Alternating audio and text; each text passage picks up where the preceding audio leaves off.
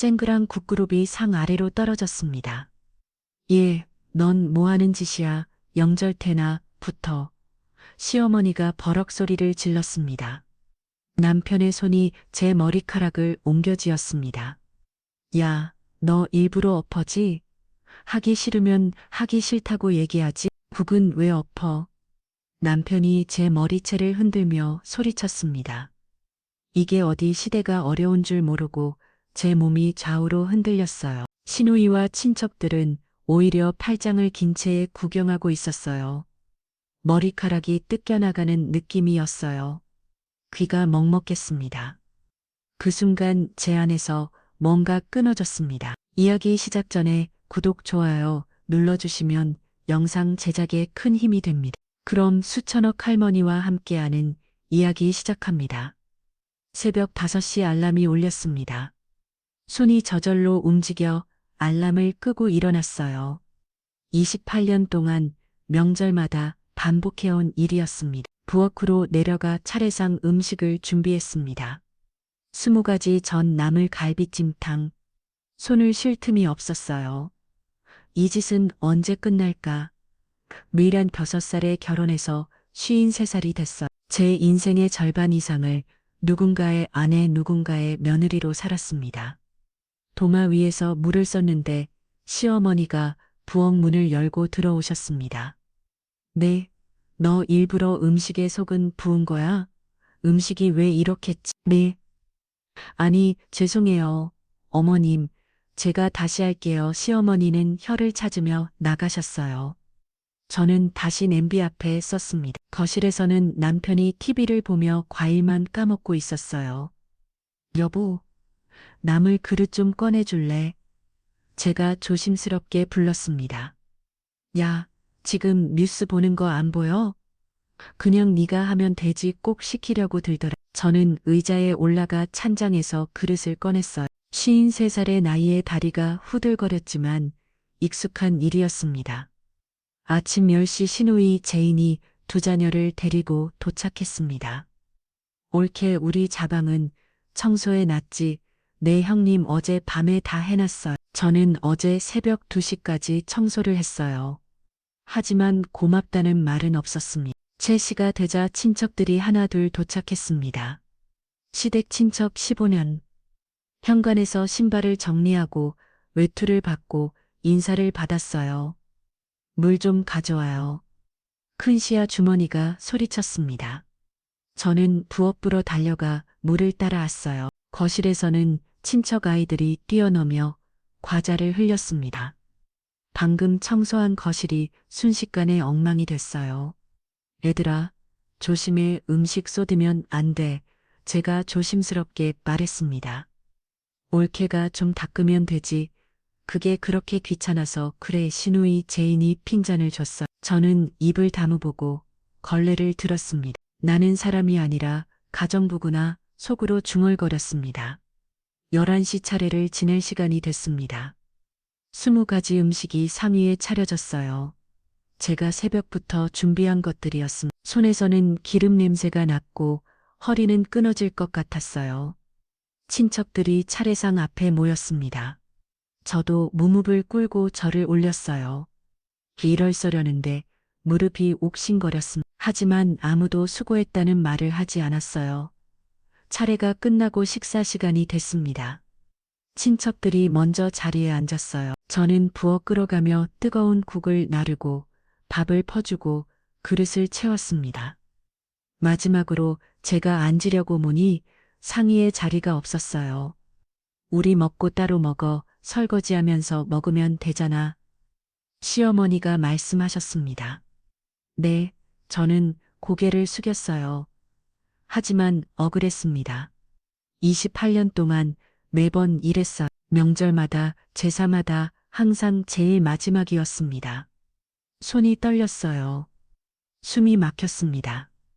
여보, 저는 남편을 불렀어요. 남편 옆에 조금이라도 자리를 만들어 달라고 부탁하려고요. 뭐야? 지금 먹고 있잖아. 남편이 짜증스럽게 대답했습니다. 저는 억지로 남편 옆에 파고들어 앉았어요. 아주 좁은 자리였습니다. 그런데 상을 보는 순간 눈앞이 흐려졌습니다. 갈비찜도, 전도, 나물도, 메인 반찬들이 이미 다 비어 있었어요. 제가 먹을 건 국물과 김치밖에 남지 않았습니다. 목이 메었습니다. 눈시울이 뜨거워졌어요. 야, 표정이 왜 남편이 낮게 속삭했습니다. 표정 좀 펴. 친척들 앞에서 망신이야. 저는 입술을 깨물었어요. 손이 떨렸습니다. 억지로 국그릇을 들어 숟가락을 떴습니다. 하지만 손에 힘이 없었어요. 그 순간이었습니다. 쨍그랑 국그릇이 상 아래로 떨어졌습니다. 뜨거운 국물이 식탁보를 적셨어요. 거실이 순식간에 조용해졌습니다. 얘, 너 뭐하는 짓이야? 명절 대낮부터 시어머니가 버러여리를 질렀습니다. 저는 대답하지 못했어요. 눈물이 흘러내렸습니다. 바로 그때 남편이 벌떡 일어났습니다. 저를 노려봤어요. 심장이 쿵쿵 걸었어. 남편의 손이 제 머리카락을 옮겨쥐었습니다. 야, 이미 연 두피가 찢어질 때 다 봤습니다. 눈앞이 하얘지면서 천장이 보였어요. 너 일부러 엎어지? 하기 싫으면 하기 싫다고 얘기하지. 국은 왜 엎어? 남편이 제 머리채를 흔들며 소리쳤습니다. 이게 어디 시대가 어려운 줄 모르고 제 몸이 좌우로 흔들렸어요. 침착들이 숨을 죽였지만 아무도 말리지 않았습니다. 신우이는 오히려 팔짱을 긴 채 구경하고 있었어요. 머리카락이 뜯겨나가는 느낌이었어요. 귀가 먹먹했습니다. 제 눈에 침착들의 얼굴이 들어왔습니다. 그들은 모두 싸늘한 눈빛으로 저를 바라보고 있었어. 그 순간 제 안에서 뭔가 끊어졌습니다. 왜 그때였는지는 모르겠어요. 지금까지 살면서 더 심하게 당한 적도 있었습니다. 결혼 3년 차 남편이 제 뼈를 때렸던 날도 있었어요. 결혼 10년 차 시어머니가 제 친정 어머니를 욕했던 날도 있었습니다. 결혼 15년 차 시누이가 제 앞에서 제 딸을 공부 못한다고 비우셨던 날도 있었죠. 그때도 참았습니다. 다 참았어요.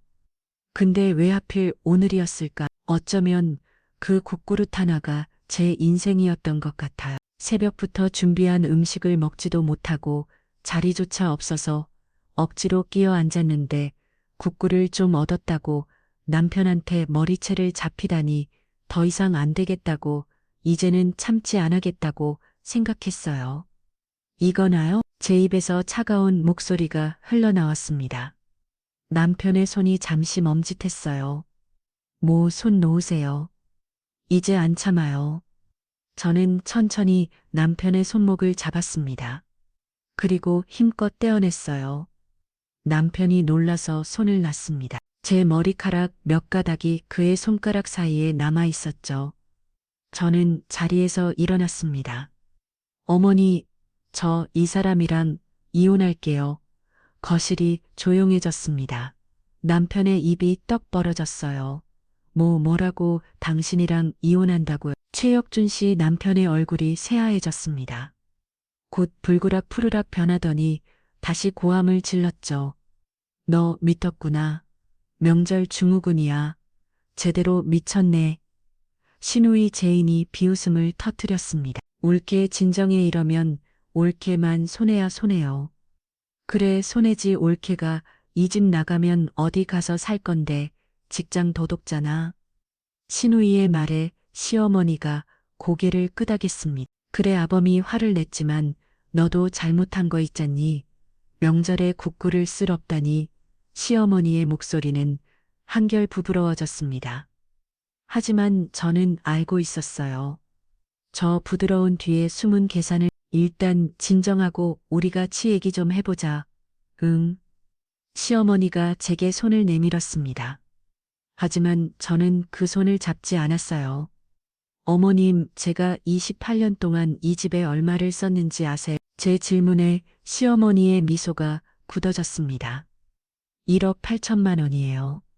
정확히 1억 8천만 원. 거실이 다시 조용해졌습니다.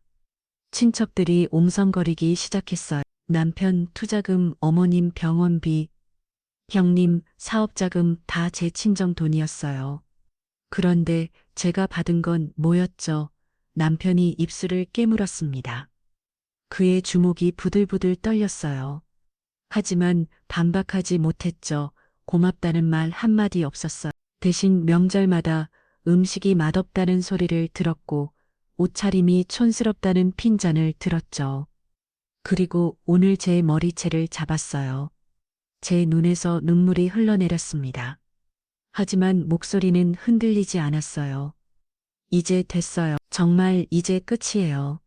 저는 현관 쪽으로 걸어갔습니다. 남편이 황급히 뒤쫓아왔어요.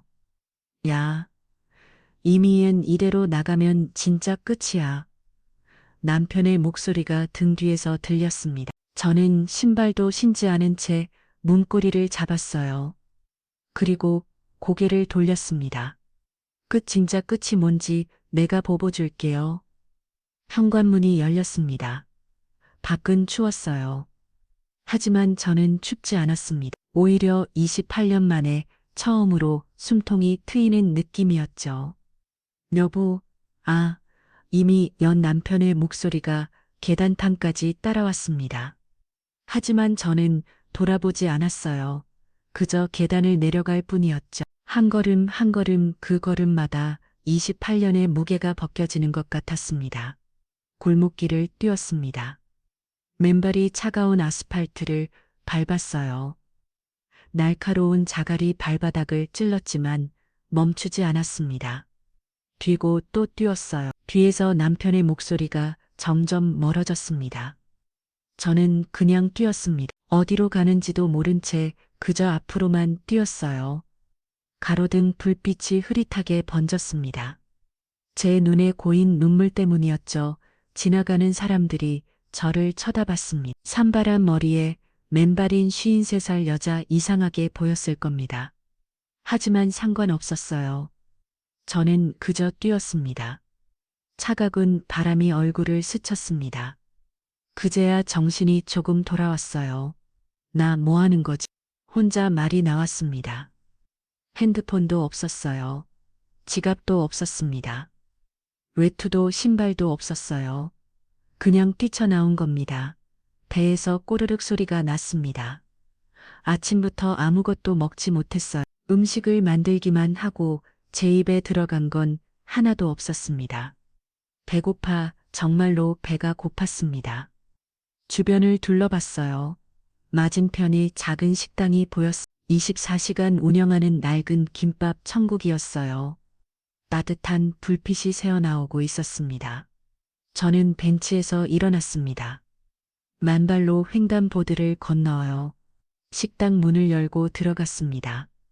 직원들의 시선이 저를 훑었어요. 산발에 맨발 흩떨진 옷차림. 저는 빈자리에 앉았습니다. 손이 떨렸어요. 정신없이 김치찌개랑 계란말이 하나를 주문했죠. 음식이 나왔어요. 뜨거운 김치찌개 냄새가 코를 찔렀습니다. 저는 숟가락을 들었어요. 그리고 허겁지겁 밥을 입에 넣었습니다. 뜨거웠습니다. 혀가 데일 것 같았어요. 하지만 멈추지 않았습니다. 계속 먹었습니다. 김치찌개를 퍼먹고 계란말이를 집어먹고 밥을 떠먹었어요. 10분 만에 다 먹었습니다. 뒤에서 직원들이 수군거리는 소리가 들렸습니다. 저 아줌마 맨발이야. 노숙자 아니야. 세상에 저런 사람이 여길 다운해. 저는 고개를 숙였어요. 얼굴이 화근거렸습니다. 계산대로 갔습니다. 직원이 차갑게 물었어요. 계산하실 거죠? 그 순간 저는 얼어붙었습니다. 아플싸 맨몸으로 나온 걸 잊어버리고 있었어요. 주머니를 뒤졌지만 지갑도 핸드폰도 아무것도 없었어요. 저기 지갑을 제 목소리가 떨렸습니다. 직원의 얼굴이 굳었습니다. 뭐라고요? 돈도 없이 밥을 먹었어요? 죄송합니다. 제가 설거지라도 눈물이 차올랐어요. 다시 눈물이 쏟아질 것 같았습니다. 맨발로 뛰쳐났을 때, 보다 남편에게 머리채 잡혔을 때 보다 지금이 더 서러웠어요. 의만 관련을 살았는데 이제 밖에도 못 내는 사람이 됐구나. 직원이 비웃듯 말했습니다. 그럼 주방 들어가서 설거지하세요. 영업 끝날 때까지요. 저는 고개를 끄덕였어요. 다른 방법이 없었습니다. 바로 그때였습니다. 잠깐만요. 낯선 목소리가 들렸습니다. 저는 고개를 들었어요. 고급 코트를 입은 할머니가 계셨습니다. 82 정도로 보이는 할머니는 세련된 옷차림에 단정한 자세였어요. 저분 계산 제가 할게요. 할머니가 잠하셨습니다. 저는 눈물 범벅인 얼굴로 할머니를 올려다봤어요. 할머니가 계산을 하시는 동안 저는 그저 멍하니 앉아 있었습니다. 고맙습니다. 정말 고맙습니다. 제 목소리는 떨리고 있었어요. 괜찮아요. 일단 밖으로 나가요. 할머니가 제 팔을 부드럽게 잡아주셨습니다. 식당을 나오자 차가운 밤바람이 얼굴을 스쳤어요. 저는 비로소 제 모습을 자각했습니다. 산발한 머리, 맨발, 흐트러진 옷, 23살 여자가 이런 걸로 거리에 서 있다니. 일단 병원부터 가요. 발 치료부터 해야죠. 할머니가 말씀하셨습니다. 아니에요. 괜찮아요. 정말 고맙지만 괜찮아 보이지 않는데요. 할머니의 목소리는 단호했어요. 할머니의 차는 고급 외제차였습니다. 검은색 벤츠. 저는 차 안에 앉으며 더욱 움츠러들었어요. 깨끗한 가죽 시트에 제 초라한 모습이 비참하게 느껴졌습니다. 이름이 뭐예요? 할머니가 운전하시면 물었습니다. 미연이요? 이미연. 미연 씨 무슨 일이 있었어요? 저는 대답하지 못했습니다. 목이 메웠어요. 천천히 말해도 돼요.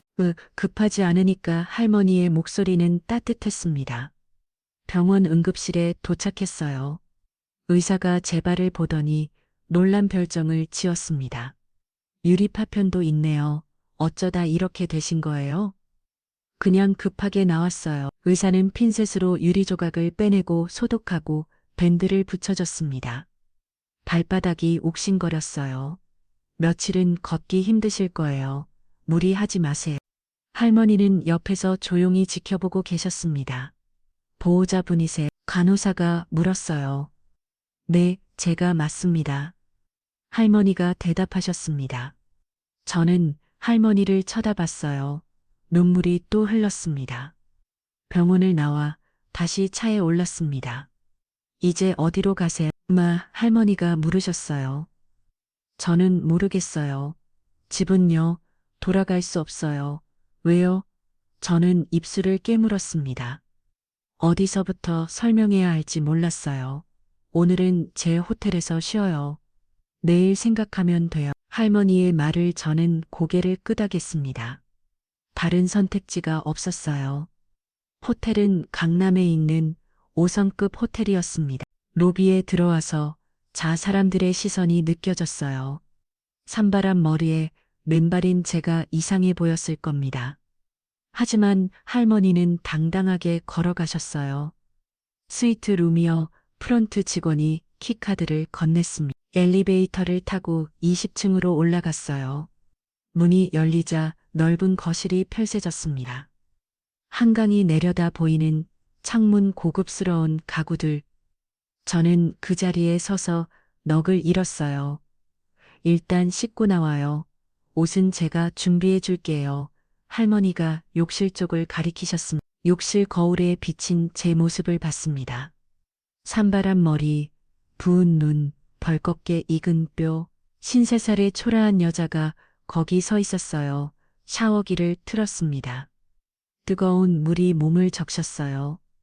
그제야 긴장이 풀렸습니다. 다리에 힘이 빠지며 욕조 바닥에 주저앉았어요. 울음이 터져 나왔습니다. 소리내요. 울었어요. 28년을 참았습니다. 오늘 처음으로 뛰쳐나왔어요. 그런데 이제 어떻게 하죠? 돌아갈 수도 없고 갈 곳도 없는데. 한참을 울고 나서야 욕조에서 일어났습니다. 욕실 문을 열고 나오니 침대 위에 옷이 놓여 있었어요. 깨끗한 잠옷과 속옷, 제 사이즈였습니다. 옷을 갈아입고 거실로 나갔습니다. 할머니가 소파에 앉아 차를 준비하고 계셨어요. 앉아요. 할머니가 차 두 잔을 따르셨습니다.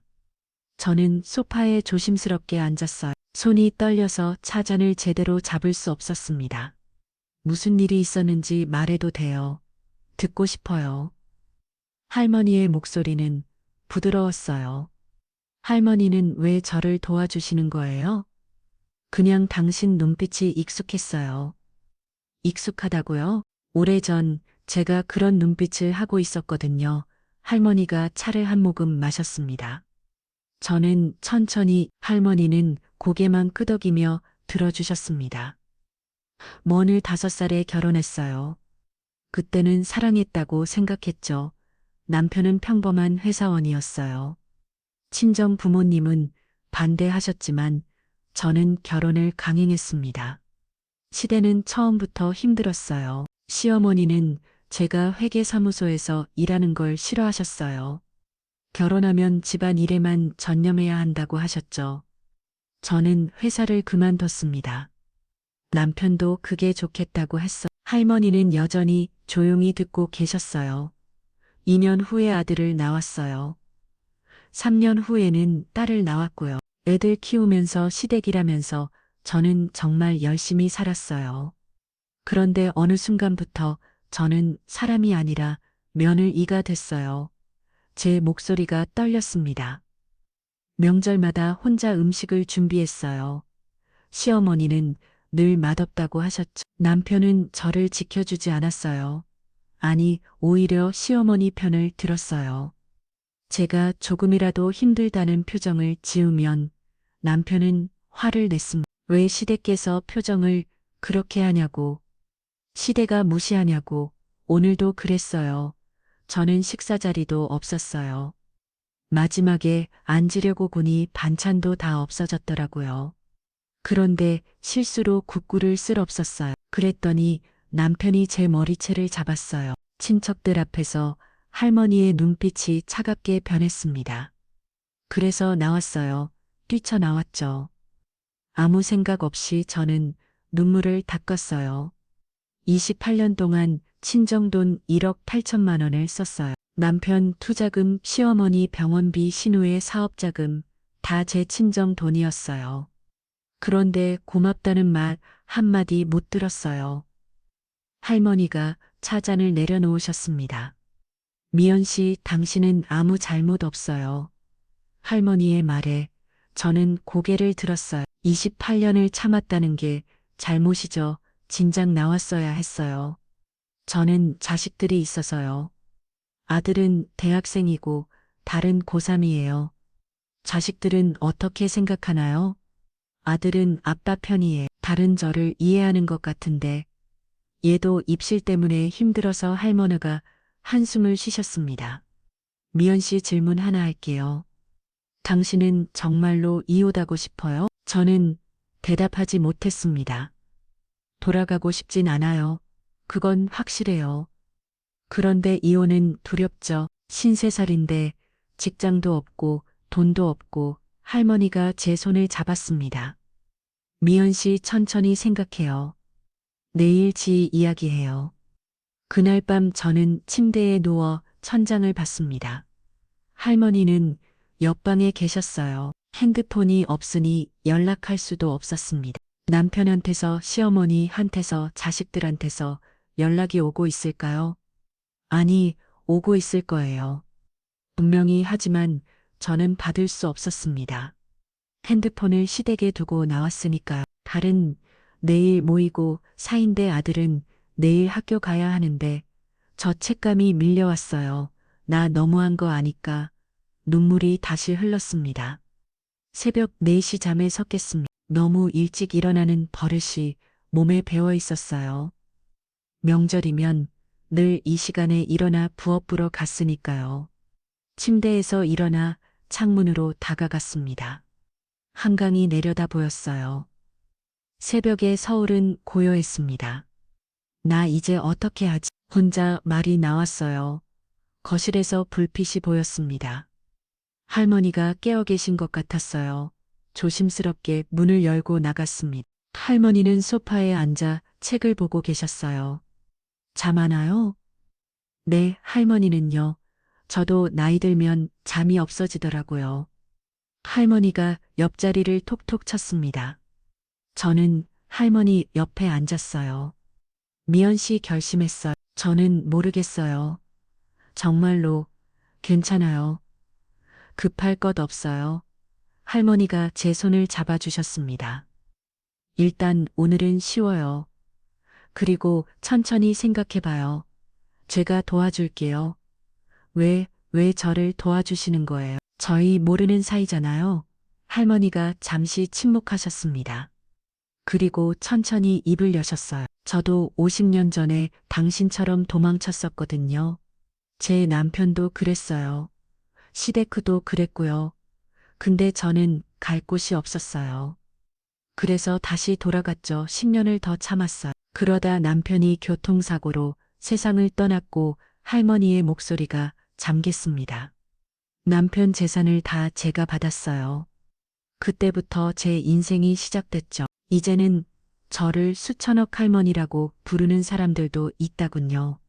그때부터 제가 예순이 넘었을 때예요.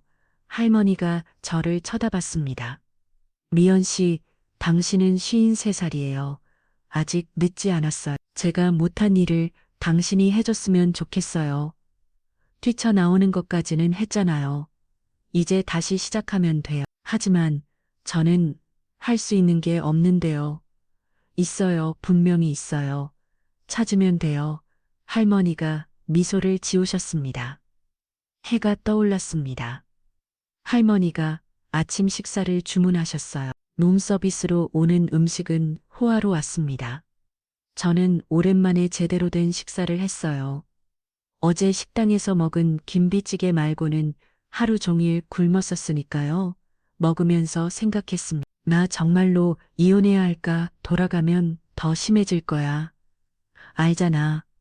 근데 자식들은, 돈은, 집은 머릿속이 복잡했어요.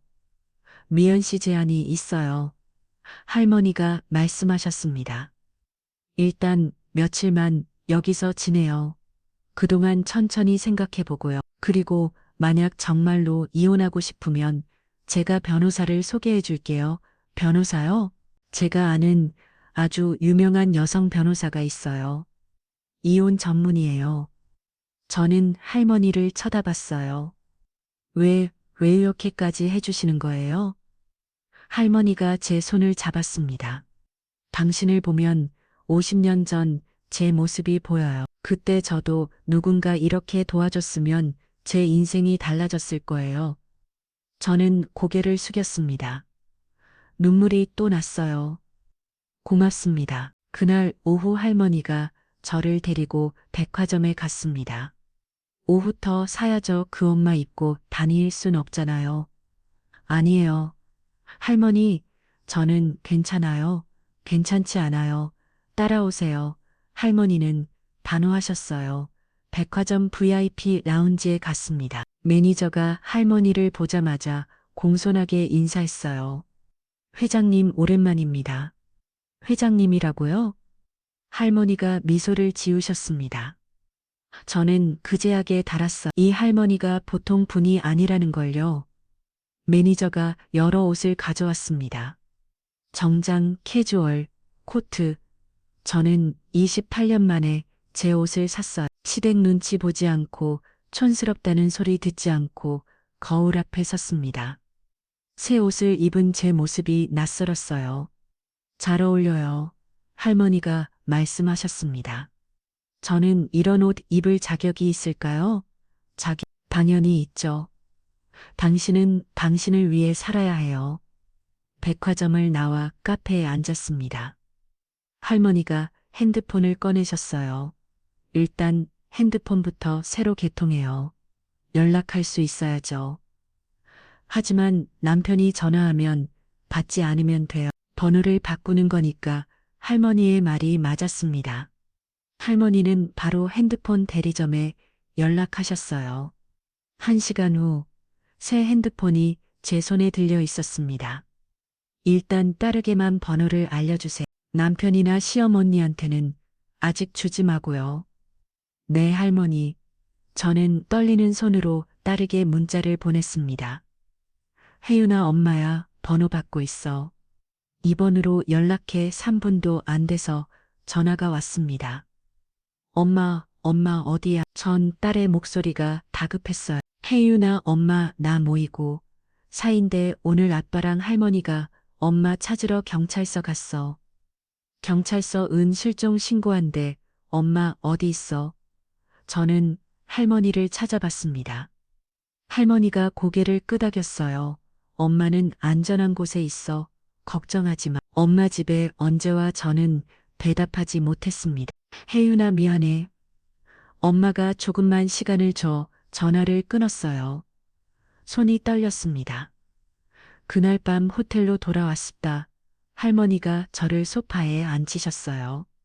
미연 씨, 내일 제가 아는 변호사를 만나볼래요? 저는 아직 결정을 못했어요. 괜찮아요. 일단 만나기만 해요. 상담만 받아보는 거예요.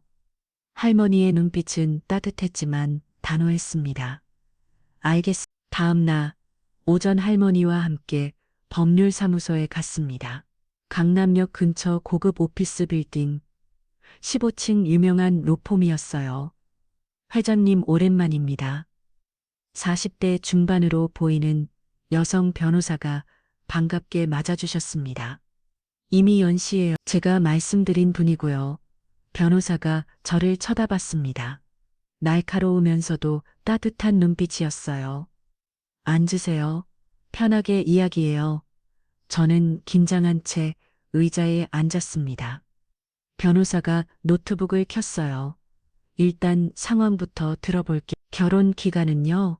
28년이요. 남편 직업은요? 회사원이에요. 56살이고 자녀는요? 아들 5살, 딸 19살이에요. 변호사가 차근차근 질문했습니다. 저는 대답하면서 제 인생이 얼마나 복잡한지 깨달았어요.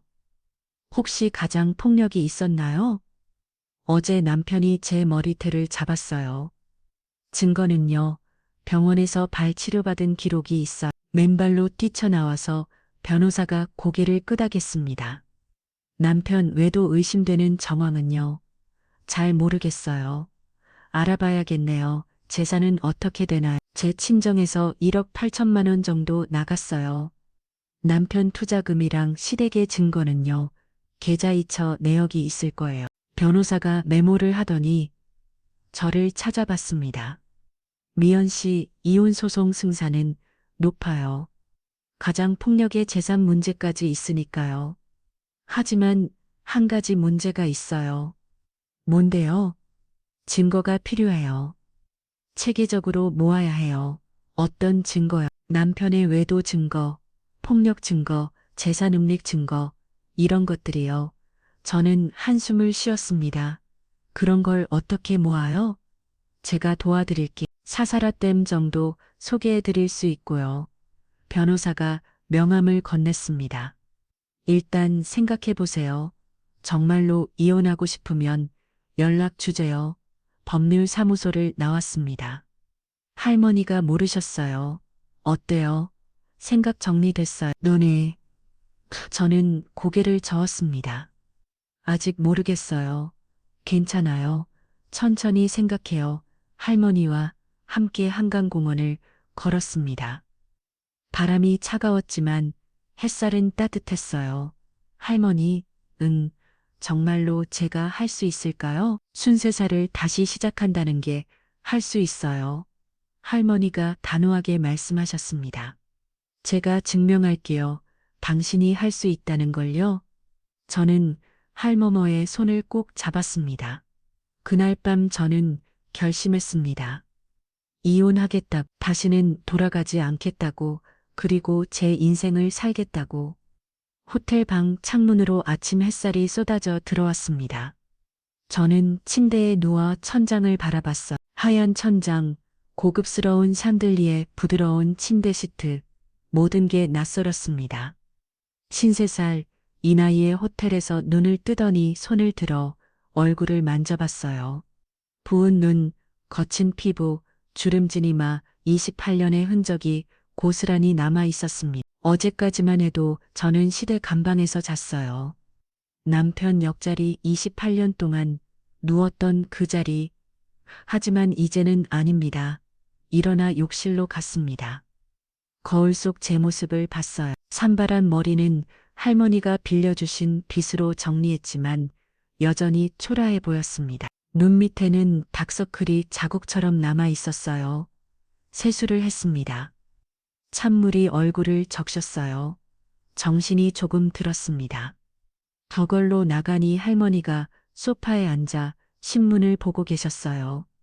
잘 잤어요. 네, 할머니는 일찍 일어나시네요. 나이 들면 잠이 없어져요.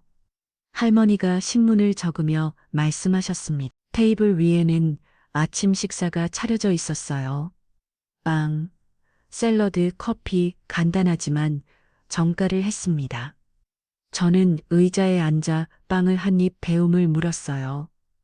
입안에서 부드럽게 녹았습니다. 맛있었어요. 아니, 정확히는 마음 편하게 먹을 수 있어서 맛있었습니다. 시댁에서는 항상 긴장한 채로 밥을 먹었어요. 시어머니 눈치, 남편 표정, 시누이 말투, 모든 걸 신경 쓰며 먹었죠. 하지만 지금은 달랐습니다. 아무도 제게 뭐라 하지 않았어요. 미연 씨, 오늘은 집에 가야 해요. 저는 손이 멈췄어요. 빵 조각이 기계 걸린 것 같았습니다. 집에요? 네, 물건을 챙겨야죠. 옷이며 서류며 필요한 것들이 있을 거예요. 하지만 남편이랑 시어머니가 제가 같이 갈게요. 혼자 보내지 않아요. 할머니의 목소리는 단호했습니다. 그리고 변호사도 함께 갈 거예요.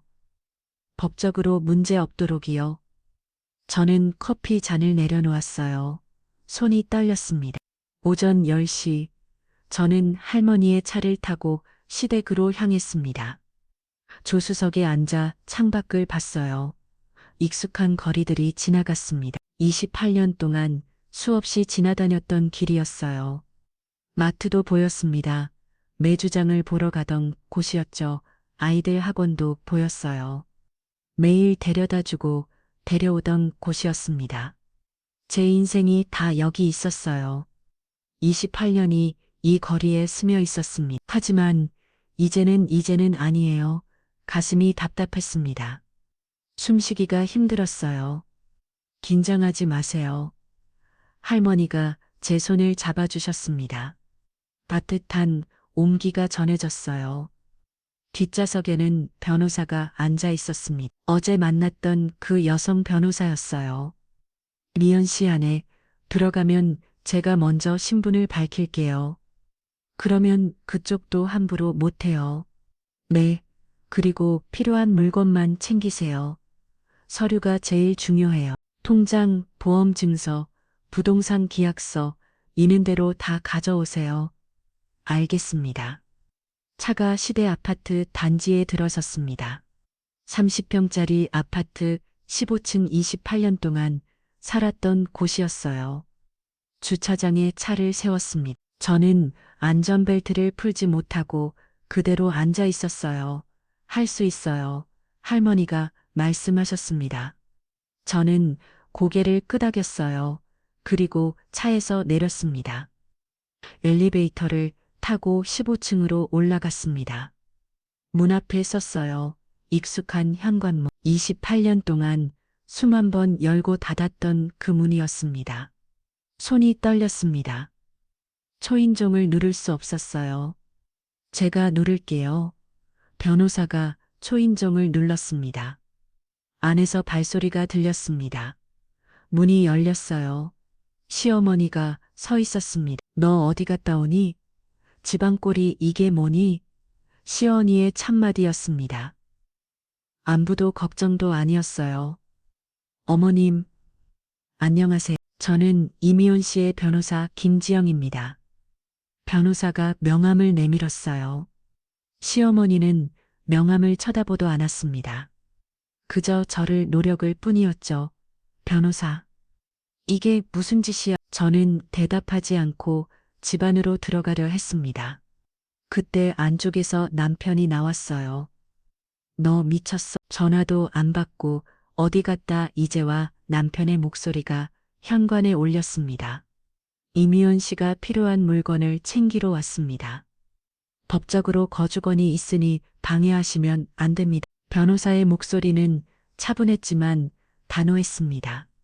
시어머니와 남편은 어쩔 수 없이 비켰었어요. 저는 집 안으로 들어갔습니다. 현관을 지나 거실로 들어서는 순간 발이 멈췄습니다. 숨이 막혔어요. 식탁이 그대로였습니다. 이틀 전 제가 국구를 쓸었고 뛰쳐나갔던 그 상태 그대로였어요. 얼룩진 식탁보, 흩어진 그릇들, 굳어버린 음식 찌꺼기들, 아무도 치우지 않았습니다. 이틀 동안 저는 식탁을 멍하니 바라봤어요. 가슴이 철렁 내려앉았습니다. 내가 없으니 아무도 안 치웠구나. 혼자 말이 새어 나왔어요. 나보고 치우라고 이렇게 나던 건가? 그때 뒤에서 시어머니 목소리가 들렸습니다. 당연하지. 내가 없었으면 내가 치워야지. 우리가 왜 치워? 저는 천천히 시어머니를 돌아봤어. 시어머니는 팔짱을 긴 채에 서 있었습니다. 남편도 그 옆에 서 있었어요. 이 사람들 뭐니 변호사까지 데리고 와서 당장 저거 치우고 널 받아줄지 말지 고민 좀 해봐야겠다. 시어머니의 목소리는 차갑고 날카로웠습니다. 저는 식탁을 다시 봤어요. 이틀 동안 방치된 음식들, 파리가 꼬이기 시작한 반찬들, 곰팡이가 슬쩍 보이는 국구를 28년 동안 제가 치웠습니다. 명절마다, 제사마다, 매일매일, 설거지도, 청소도 모든 걸 제가 했어요. 하지만 이틀 동안 제가 없자 아무도 선택이 안 왔습니다. 저를 기다렸던 거예요. 돌아와서 치우라고 가슴 한구석이 무너졌습니다. 저는 정말 이 사람들에게 가정부였구나. 할머니가 제 어깨에 손을 얹었습니다. 미연 씨 괜찮아요?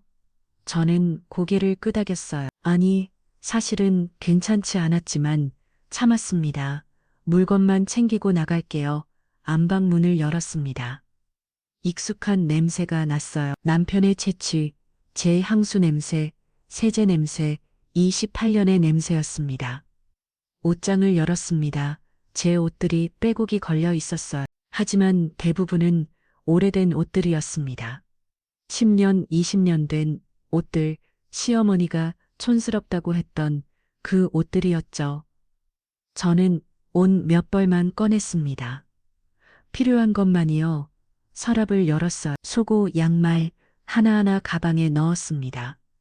손이 떨렸습니다. 28년 동안 쓰던 것들을 챙기는데 왜 이렇게 서럽죠? 화장대 서랍을 열었습니다. 그 안에 중요한 서류들이 있었어요. 통장, 보험증서, 인감도장 하나하나 확인하며 가방에 넣었습니다. 그런데 이상했어요. 제 명의 통장이 없었습니다. 분명 여기 있었는데 남편 서재로 갔어요. 서재 문을 열자 남편이 황급히 뒤따라 들어왔습니다. 야, 거기는 내 공간이야.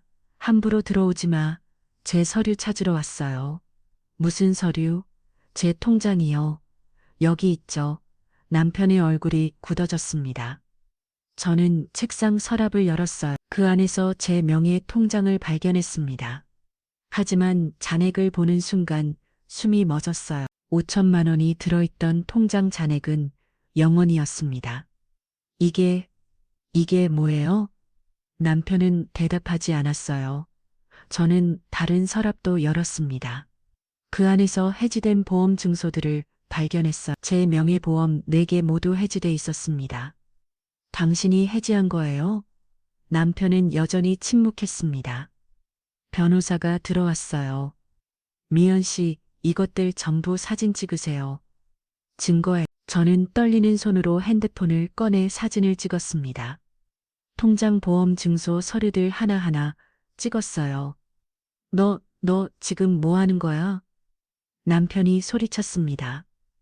증거 확보하는 거예요. 재산 은닉 증거요. 남편의 얼굴이 쇠하해졌습니다. 서재 책장 뒤에서 또 다른 서리를 발견했습니다. 시어머니 명의 통장 그 안에 제 친정에서 나간 돈이 입금돼 있었어요. 2천만 원, 3천만 원, 500만 원, 여러 차례에 걸쳐 입금된 흔적이 있었습니다. 이것도 사진 찍었어요. 변호사가 서류들을 넘겨봤습니다. 이것면 충분해요. 재산 음릭 증거로 쓸 수 있어. 남편이 변호사에게 달려들려 했지만 할머니가 그 사이에 서셨어요. 젊은이 진정하세요. 이건 법적 절차예요. 할머니의 목소리는 차분했지만 위협적이었습니다. 남편은 할 수 없이 물러섰어요. 짐을 다 챙겼습니다. 온 몇 벌 서류들, 그리고 몇 가지 개인 물건들, 28년의 흔적이 고작 가방 2개였어요. 거실로 나왔습니다. 시어머니가 소파에 앉아 있었어요. 남편은 그 옆에 서 있었고요. 예, 미연아. 시어머니가 불렀습니다. 앉아, 우리 얘기 좀 하자. 저는 고개를 저었어요. 얘기할 거 없어요. 얘 이렇게 나가면 후회해. 넌 아무것도 없잖아. 시어머니의 목소리는 부드러웠지만 그 안에는 협박이 담겨 있었습니다. 저도 알아요. 제가 아무것도 없다는 거예요. 그럼 왜 이래? 그냥 집에 들어와. 우리 다시 잘 살아보자. 안 돼요. 저는 시어머니를 똑바로 쳐다봤습니다. 28년 동안 한 번도 저를 사람 취급 안 하셨잖아요. 시어머니의 얼굴이 굳어졌습니다. 며느리면 그런 거야. 시집살이는 원래 힘든 거라고. 그게 당연한 건 아니에요. 시어머니가 벌떡 일어났습니다. 야, 이 집에 내가 얼마나 빚졌는데 먹여주고 입혀줬더니 이게 어머니 이 집에서 절 먹여주고 입혀준 게 아니라 제가 돈 갖다 바쳤죠. 1억 8천만 원이. 거실이 조용해졌습니다. 그 돈 다 돌려받을 거예요. 법적으로. 그때 초인종이 울리고 아들이 집에 들어왔습니다. 엄마, 아들은 저를 보더니 놀란 표정을 지었습니다. 진서야, 제 적소리가 떨렸습니다. 아들은 미라나 22 대학교 4학년이었어요. 제 아들, 제가 낳고 키운 아들이었습니다. 엄마, 왜 이래? 왜 집을 나간 거야? 아들이 물었습니다. 진서야, 엄마가 설명할게. 설명은 무슨 설명이야? 나? 아빠가 불쌍하잖아. 아들의 말에 제 가슴이 무너졌습니다. 엄마는 불쌍하지 않니? 엄마는 원론 그런 거잖아. 다른 집도 다 그렇게 사는데. 아들의 말이 칼처럼 꽂혔습니다.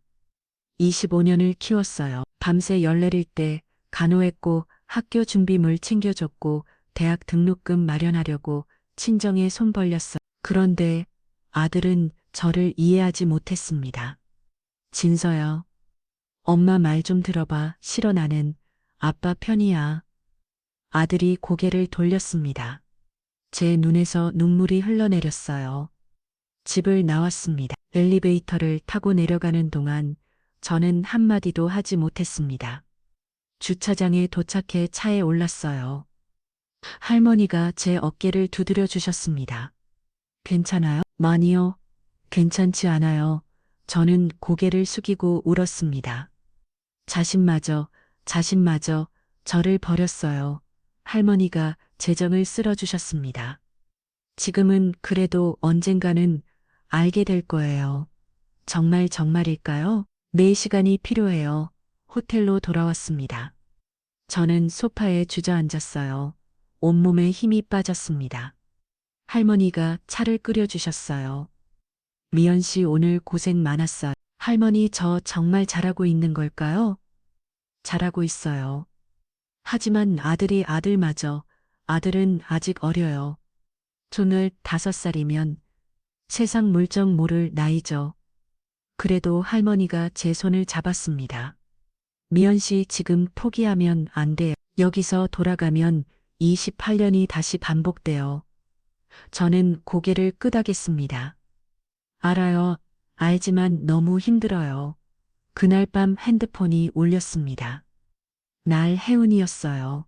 엄마 나야 혜운. 오빠가 엄마 만났대. 진짜 이혼하려고. 응. 엄마는 더 이상 못 살겠어. 전화 너머로 딸의 흔을 끼는 소리가 들렸습니다. 엄마 나 입신데 이러지 마. 미안해 엄마가 정말 미안해. 나 공부 집중 안 돼. 엄마 생각하면 눈물 나. 저는 눈물을 닦았어요. 혜운아 조금만 참아줘. 엄마는 언제 집에 와? 저는 대답하지 못했습니다. 전화를 끊고 나서 저는 한참을 울었어요. 딸도 아들도 모두 힘들어하고 있었습니다.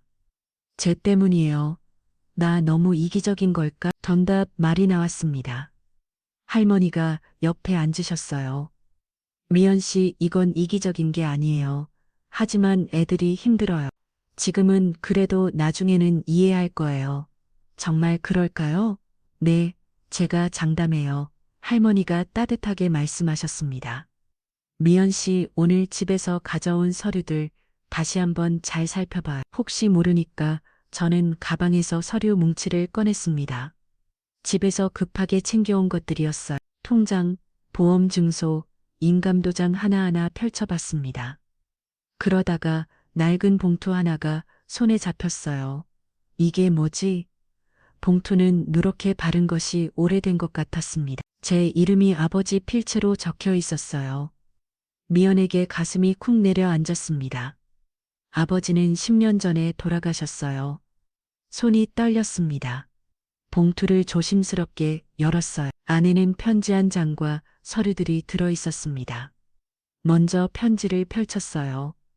아버지의 글씨였습니다. 미연아, 이 편지를 읽고 있다면 내가 힘든 시간을 보내고 있다는 거구나. 아빠가 미안하다. 눈물이 글씨를 흐렸습니다. 눈물을 닦고 계속 읽었어요. 미연아, 너 결혼할 때 기억하니? 아빠가 내 시어머니 되는 분한테 강남에 건물 하나 사드렸지. 5억 주고 샀어. 내가 시집에서 편하게 살려고 그렇게 한 거야. 시어머니한테 건물 있으면 너한테 잘해줄 거라고 생각했거든. 아, 맞아. 기억났습니다. 결혼할 때 아버지가 시어머니한테 건물을 선물하셨어요. 며느리 잘 부탁한다고요. 저는 그게 당연한 줄 알았습니다. 딸 시집 보낼 때 하는 거라고 생각했어요. 편지를 계속 읽었습니다.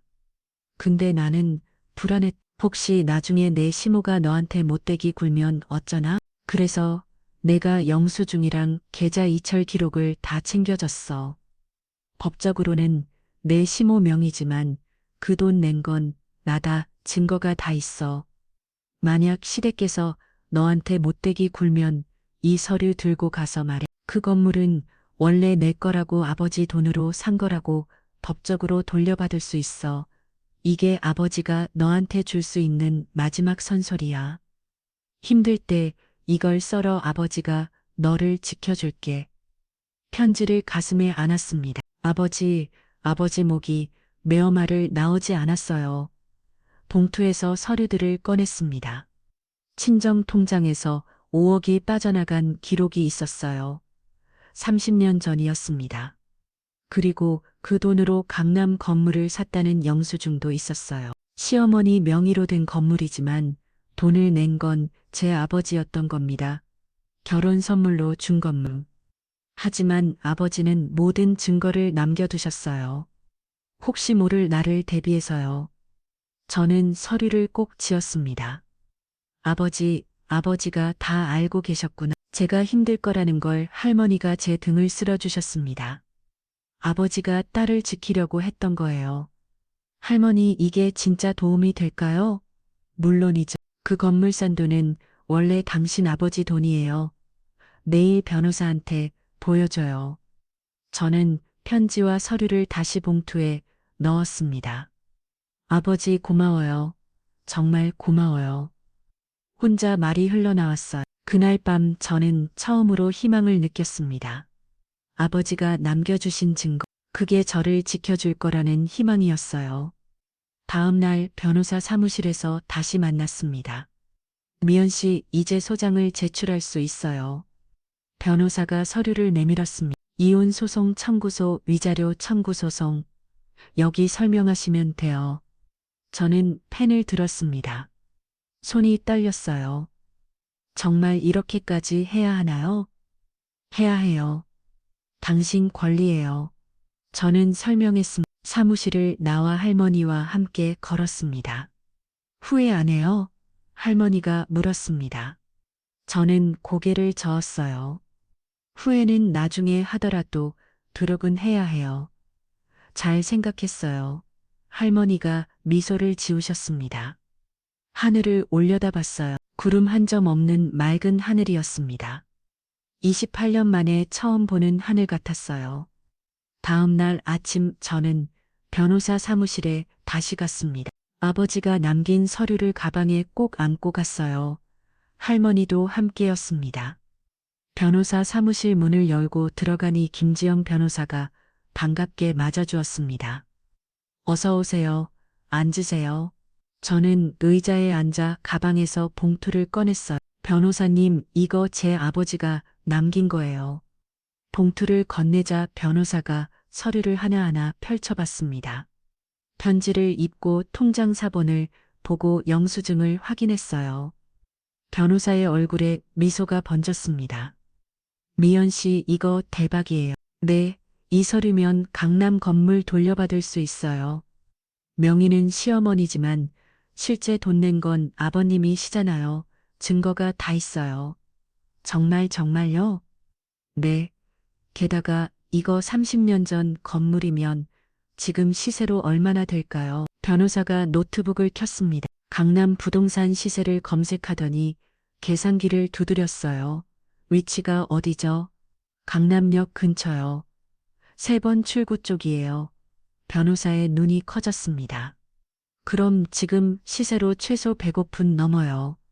100억이요? 저는 입이 떡 벌어졌어요. 아버지가 30년 전에 5억 주고 자신 건물이 지금은 100억이 넘는다니. 강남역 근처는 지금 땅값이 엄청나거든요. 그럼 제가 그걸 돌려받을 수 있다는 거예요? 가능해요. 아버님이 증거를 다 남겨두셨으니까요. 변호사가 서류를 정리하며 말했습니다. 일단 이거부터 법원에 제출할게요. 재산 분할 소송에 포함시킬 수 있어. 변호사 사무실을 나와 할머니와 함께 카페에 앉았습니다. 할머니가 따뜻한 차를 주문하셨어요. 미연 씨, 이제 조금 숨통이 트이죠. 아버지 덕분에 저는 창밖을 바라봤습니다. 거리에는 사람들이 분주하게 오가고 있었어요. 53살, 저는 53살의 인생을 다시 시작고 있었습니다. 그런데 할머니 앞으로 뭘 해야죠? 증거를 더 모아야 해요. 무슨 증거? 남편 폭력 증거, 재산 음릭 증거, 그리고 혹시 모르니 남편 행적도 알아봐야 해요. 남편 행적이요? 할머니가 제 손을 잡았습니다. 미연 씨, 제 경험상 이런 남자들은 보통 밖에서 다른 여자도 있는 경우가 많아요. 설마요. 우리 남편이 확신은 할 수 없어요. 하지만 확인은 해봐야 해요. 나중에 소송할 때 필요할 수도 있으니까 저는 고개를 저었어요. 우리 남편은 그럴 사람이 아니에요. 일밖에 모르는 사람인걸요. 그래도 한번 알아봐. 아무것도 안 나오면 다행이고 혹시라도 뭐가 나오면 증거가 되는 거니까 할머니의 말에 저는 망설였습니다. 남편이 외도를 한다고는 생각해 본 적이 없었어. 저한테 못되게 굴긴 했지만 바람을 피울 정도는 아니라고 믿었습니다. 하지만 확인은 해봐야 할까요? 알겠어요. 그럼 어떻게 하죠? 제가 아는 사람이 있어요. 이틀 후 저는 할머니와 함께 강남의 한 카페에서 여자를 만났습니다.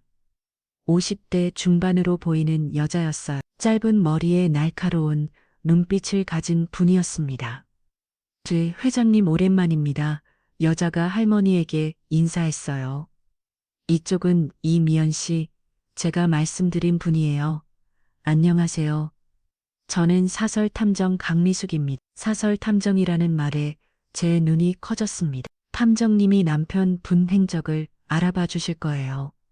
강미숙 탐정이 가방에서 태블릿을 꺼냈습니다.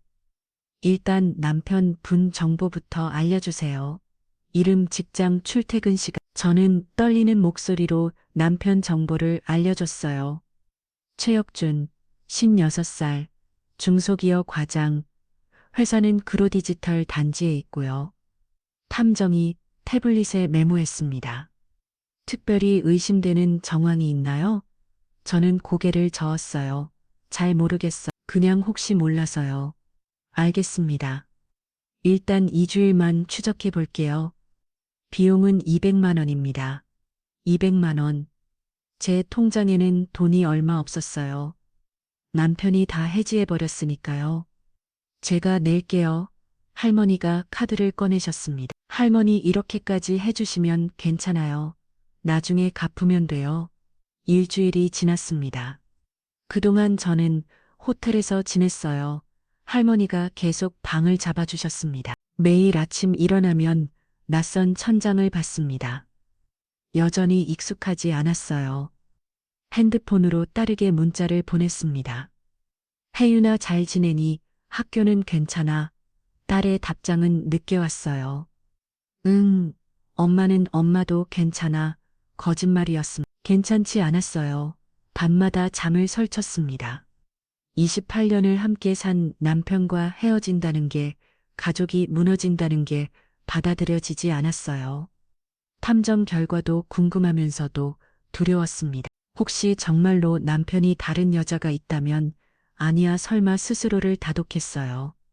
일주일째 되는 날 강미숙 탐정에게서 연락이 왔습니다. 미연 씨 만나서 얘기해요. 중요한 게 나왔어요. 저는 할머니와 함께 탐정 사무실로 갔습니다. 가슴이 두근거렸어요. 중요한 게 나왔다니. 설마 탐정이 컴퓨터 화면을 돌려 보였어요. 사진이 떴습니다. 남편이 여자와 함께 있는 사진이었어요. 고급 레스토랑 손을 잡고 있는 남편과 젊은 여자 심장이 멎는 것 같았습니다. 이게 뭐예요? 남편분이 여자와 만나고 있어요. 가슴이 철렁 내려앉았습니다. 손이 떨렸어요. 화면 속 남편은 웃고 있었습니다. 제기는 한 번도 보여주지 않던 밝은 표정으로요. 저 여자가 누구예요? 회사 동료예요. 격리팀 김혜은 씨, 3반 5살이에요. 3반 5살, 저보다 18살이나 어렸습니다. 언제부터였어요? 최소 6개월은 된 것 같아요. 일주일에 3번 정도 만나더라고요. 일주일에 3번 저는 화면을 멍하니 바라봤어요. 믿을 수가 없었습니다. 28년을 함께 산 남편이 제가 시댁에서 고생을 동안 다른 여자와 더 있어요. 탐정이 다른 사진을 보여줬습니다. 호텔 입구 남편과 여자가 함께 들어가는 사진이었어요. 저는 눈을 감았습니다. 눈물이 흘렀어요. 할머니가 제 손을 잡아주셨습니다. 이 사진들 다 증거로 쓸 수 있어요.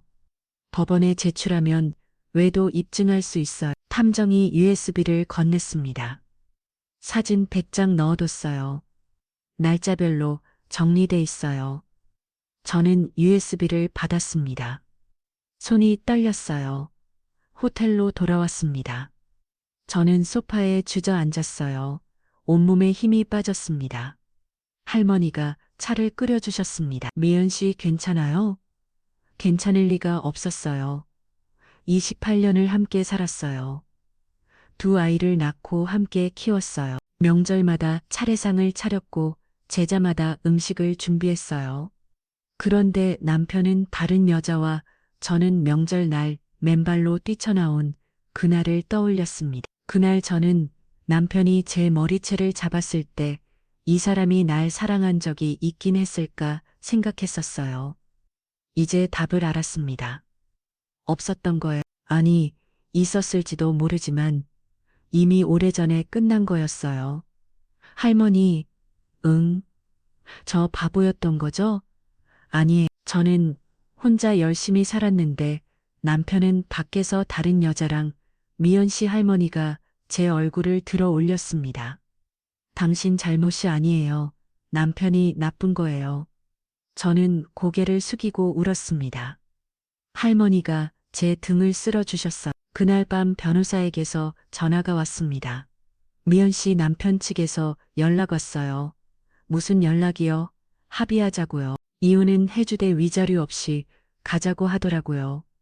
위자료 없이요? 재산도 반반 나누고 깔끔하게 정리하자고요. 저는 핸드폰을 꽉 쥐었습니다. 안 돼요. 내 위자료 받을 거예요. 당연히 받아야죠. 변호사가 웃는 소리가 들렸습니다. 잘 생각하셨어요. 외에도 증거도 있으니 충분히 받을 수 있어요. 전화를 끊고 저는 창밖을 바라봤습니다. 한강이 보였어요. 밤의 한강은 고요했습니다. 28년 동안 저는 착하기만 살았어요. 시어머니 눈치 보고 남편 비 맞추고 자식들 뒷바라지하고 그런데 남편은 저를 배신했습니다. 이제는 제대로 받아날 거예요. 이틀날 변호사가 이혼 소장을 법원에 제출했습니다. 며칠 후 그 소장이 시댁으로 배달됐어요. 변호사에게서 전화가 왔습니다. 미연 씨 소장 송달됐어요. 곧 남편한테서 연락 올 거예요. 알겠습니다. 전화를 끊고 핸드폰을 내려다 봤어요. 손이 떨렸습니다. 이제 정말 시작이군. 호텔 창밖을 바라봤습니다. 서울 하늘은 흐렸어요. 비가 올 것 같았습니다. 1시간쯤 지났을까요? 핸드폰이 울렸습니다. 남편이었어요. 저는 심호흡을 하고 전화를 받았습니다. 여보세요. 너 미쳤어. 이혼 소장 위자료 30억 남편의 목소리가 떨리고 있었어요. 화가 났다기보다는 당황한 것 같았습니다. 네, 진심입니다. 야, 이 미연 30억을 어떻게 내요? 내가 파산하라고 당신이 한지 생각하면 적은 거예요. 내가 뭘 어떻게 했다고 외도하셨잖아요. 김혜은 씨, 경리팀, 머늘 5살 전화기 너머로 침묵이 흘렀습니다. 남편이 숨쉬는 소리만 들렸어요. 그건 증거 다 있어요. 사진도 100장 넘게요. 너 나한테 사람 붙였어. 당연하죠. 변호사가 알아서 했어요. 남편이 욕을 내뱉었습니다. 저는 그냥 들었어요. 야, 이미연 너 이러면 끝이야 진짜. 끝이라고 이미 끝났어요. 당신이 끝난 거예요. 저는 전화를 끊었습니다. 그날 저녁 신우의 제인에게서 전화가 왔습니다. 옳게 나야 목소리가 다급했어요. 네 형님 지금 우리 엄마 쓰러지셨어. 병원이야. 제 손이 멈췄습니다. 뭐라고요? 혈압이 200 넘게 올랐대. 너 때문이야. 이혼 소장 받고 쓰러지셨어. 저는 죄송하지만 갈 수 없어요. 뭐 시어머니가 쓰러졌는데 며느리 이가 안 와? 저는 이제 며느리 이가 아니에요. 야, 이 인간아. 내가 우리 엄마 죽이는 거야. 신우이가 고함을 질렀습니다. 저는 전화를 끊었어요. 손이 떨렸습니다. 가슴이 답답했어요. 시어머니가 정말 쓰러지신 걸까요? 아니면 연극일까요? 할머니가 옆에 앉았습니다. 걱정하지 마세요. 아마 연극일 거예요. 정말요? 네, 이런 사람들이 늘 쓰는 수법이에요. 면을 이 저책감 들게 만들려고요. 할머니 말이 맞았습니다. 다음 날 신우이가 또 전화했을 때 시어머니는 이미 퇴원하셨다고 했으니까요. 사후로 핸드폰으로 이상한 전자들이 오기 시작했습니다. 시댁 침착들이었어요. 미연아, 내가 어떻게 이럴 수 있니? 가족을 버리다니. 조상님이 보고 계신다. 벌 받을 거야. 이혼하면 너도 혼자 늙어 죽는다. 하나, 둘, 셋. 문자가 쏟아졌습니다. 15명 넘는 침착들이 번갈아가며 문자를 보냈어요. 저는 핸드폰을 꺼버렸습니다. 더 이상 볼 수 없었어요. 하지만 꺼도 소용없었습니다. 머릿속에서 문자 내용이 계속 맴돌았으니까요. 나 정말 잘못하고 있는 걸까? 그날 밤 딸 혜운이가 전화했습니다. 엄마 딸의 목소리가 울먹이고 있었어요. 혜운아, 왜 그래? 엄마, 나 힘들어. 무슨 일이야? 학교에서 애들이 다 알아. 우리 부모님 이혼한대. 저는 가슴이 철용했습니다. 누가 그런 소리를 할머니가 학교에 전화했나 봐. 내가 결석하니까 시어머니가 학교에까지 엄마나 창피해 애들이 수근거려. 나 어떻게 해? 딸이 울기 시작했습니다. 저는 눈물을 참으며 말했어. 혜운아 미안해. 엄마가 정말 미안해. 엄마 제발 아빠랑 다시 살아. 제발 딸의 목소리가 점점 커졌습니다. 나 입시인데, 나 대학 가야 하는데, 엄마 때문에 공부 집중한대. 미안해, 정말 미안해. 엄마는 나 생각 안 해. 오빠 생각 안 해. 생각해, 물론 생각하지. 그럼 왜 이래 왜 우리 가족만 갖들여 딸의 말이 칼처럼 꽂혔습니다. 혜운아 나 엄마 미워 정말 미워. 딸이 전화를 끊었습니다. 저는 핸드폰을 떨어뜨렸어요. 바닥에 핸드폰이 떨어지는 소리가 컸습니다. 할머니가 달려왔습니다. 미원 씨 괜찮아요? 저는 대답하지 못했어요. 그저 바닥에 주저앉아 울기만 했습니다. 딸이 딸마저 저를 미워해요. 할머니가 제 등을 쓸어주셨습니다. 지금은 그래도 나중에는 이해할 거예요. 언제요? 언제 이해해 줄까요? 저는 할머니를 쳐다봤어요. 눈물 범벅인 얼굴이었습니다. 시간이 필요해. 지금 당장은 힘들어도 저는 고개를 저었어요. 나 정말 나쁜 엄마인가 봐요. 일주일이 지났습니다. 그 일주일 동안 저는 지옥 같은 시간을 보냈어요. 매일 시대 친척들에게서 전화와 문자가 왔습니다. 욕설, 협박, 회유, 모든 게 섞여 있었어요. 딸은 전화를 받지 않았습니다. 문자도 잊지 않았어요. 아들 진서는 아예 연락을 끊었습니다. 저는 혼자였어요. 밤마다 잠을 설쳤습니다. 눈을 감으면 가족들 얼굴이 떠올랐어요. 시어머니의 차가운 눈빛, 남편의 환한 얼굴, 딸의 울먹이는 목소리, 아들의 차갑게 돌아선 등 수면제 없이는 잠들 수 없었습니다. 변호사에게서 전화가 왔습니다. 미연 씨 남편이 출국하려고 했대요. 출국이요? 네. 공항에서 잡혔어요. 제가 출국 금지 신청해 놨거든요. 남편이 도망가려고 했던 거예요? 그런 것 같아요. 김혜은 씨랑 같이 비행기표 끊었더라고요. 저는 허탈하게 웃었습니다. 끝까지 저를 배신하네요. 그런데 더 심각한 게 있어요. 뭔데요? 시어머니가 재산을 음릭하고 있어요. 부동산 매각하려고 하고 통장도 다 해지하고 변호사의 말에 저는 한숨을 쉬었습니다. 막을 수 있어요? 가압류 신청했어요. 법원에서 승인 나면 거래 못해요. 그날 오후 인터넷을 켰다가 깜짝 놀랐습니다. 신우이 제인이 SNS에 글을 올린 거예요. 가족을 버린 몰인정한 여자 제목부터 충격적이었습니다. 내용을 읽었어요. 제 올케는 28년 동안 우리 가족이 잘해줬는데 느닷없이 이혼은 하겠다고 집을 나갔습니다. 어머니는 충격으로 병원에 입원하셨고 조카들은 학교에서 논란받고 있습니다. 올케는 친정 재산을 노리고 이혼은 하려는 겁니다. 이런 여자 조심하세요. 댓글이 달리기 시작했습니다. 요즘 여자들 너무하네요. 남편 불쌍하다. 돈 때문에 이혼은 하는 것 뻔하네. 자식들 생각은 안 하나. 댓글이 순식간에 100개가 넘었어요. 저는 노트북을 닫았습니다. 손이 떨렸어요. 세상 사람들이 저를 나쁜 사람으로 보고 있었습니다. 할머니에게 보여줬어요. 할머니 이거 어떻게 해요? 명예훼손이에요. 고소할 수 있어요. 하지만 사람들은 이미 저를 나쁜 사람으로 신경 쓰지 마세요. 진실은 나중에 밝혀져요. 하지만 저는 신경이 쓰였습니다. 밤새 잠을 못 잤어요. SNS 댓글이 계속 머릿속을 맴돌았습니다. 다음 날 아침 친정 사촌은 언니에게서 전화가 왔습니다. 미연아 나야 언니 너 지금 뭐 하는 건 이 SNS에 글 떴던데. 저는 이혼하려고요.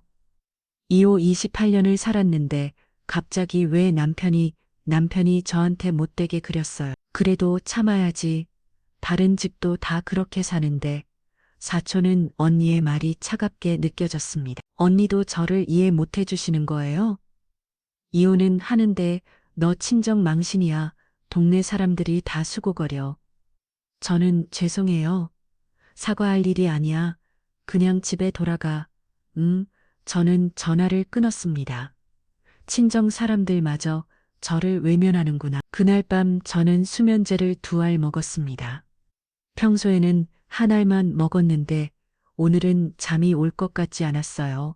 할머니가 걱정스럽게 물었습니다. 미연 씨 약 너무 많이 먹는 거 아니에요? 괜찮아요. 오늘만요.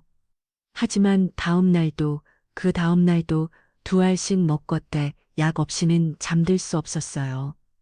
일주일 후 최악의 날이 왔습니다. 아침에 일어나니 딸에게서 문자가 와 있었어요. 엄마 나 모의고사 망쳤어. 엄마 때문이야. 가슴이 철렁했습니다. 급히 전화를 걸었지만 다른 받지 않았어요. 오후에는 변호사에게서 전화가 왔습니다. 미연 씨, 남편이 회사에서 징계받았대요. 왜요? 직장 내 분류 문제로요. 소문이 났나 봐요. 저는 제 탓인가요? 아니에요. 남편이 한 짓이에요. 하지만 마음은 무거웠습니다. 저녁에는 시어머니가 재입원했다는 소식을 들었어요. 이번에는 진짜인 것 같았습니다. 모든 게 제 탓 같았어요. 밤이 됐습니다. 저는 호텔 방 소파에 앉아 창밖을 바라봤어요. 한강의 불빛이 반짝였습니다. 아름다운 야경이었지만 제 마음은 어두웠어요. 나 정말 잘하고 있는 걸까? 혼자 말이 나왔습니다. 다른 입심 망쳤고 아들은 연락을 끊었고 시어머니는 병원에 누웠고 남편은 회사에서 징계받았어요.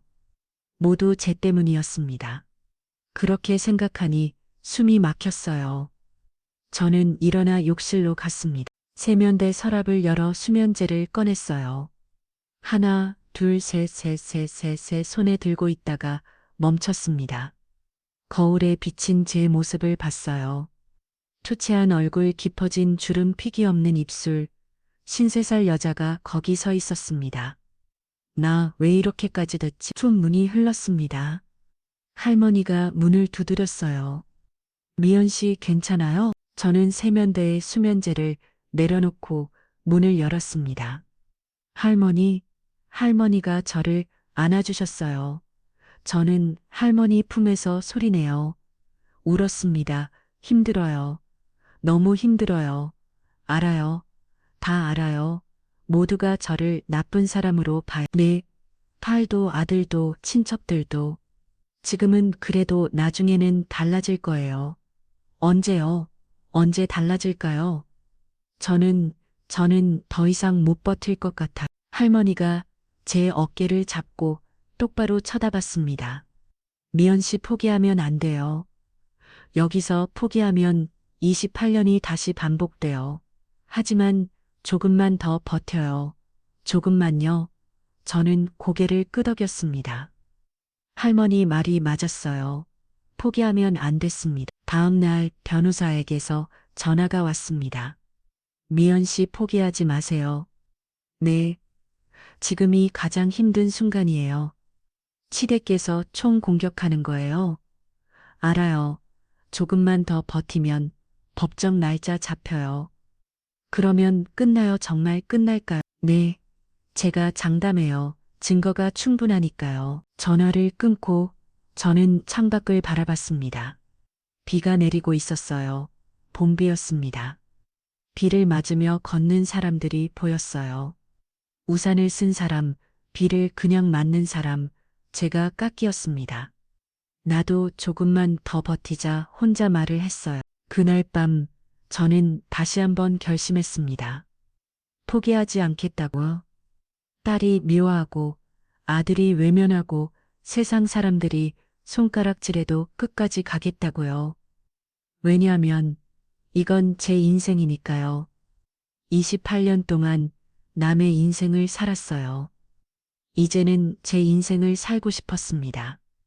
2주일이 지났습니다. 호텔 방에서만 지내지 한 달이 넘었어요. 창밖으로 보이는 한강 풍경도 이제는 익숙해졌습니다.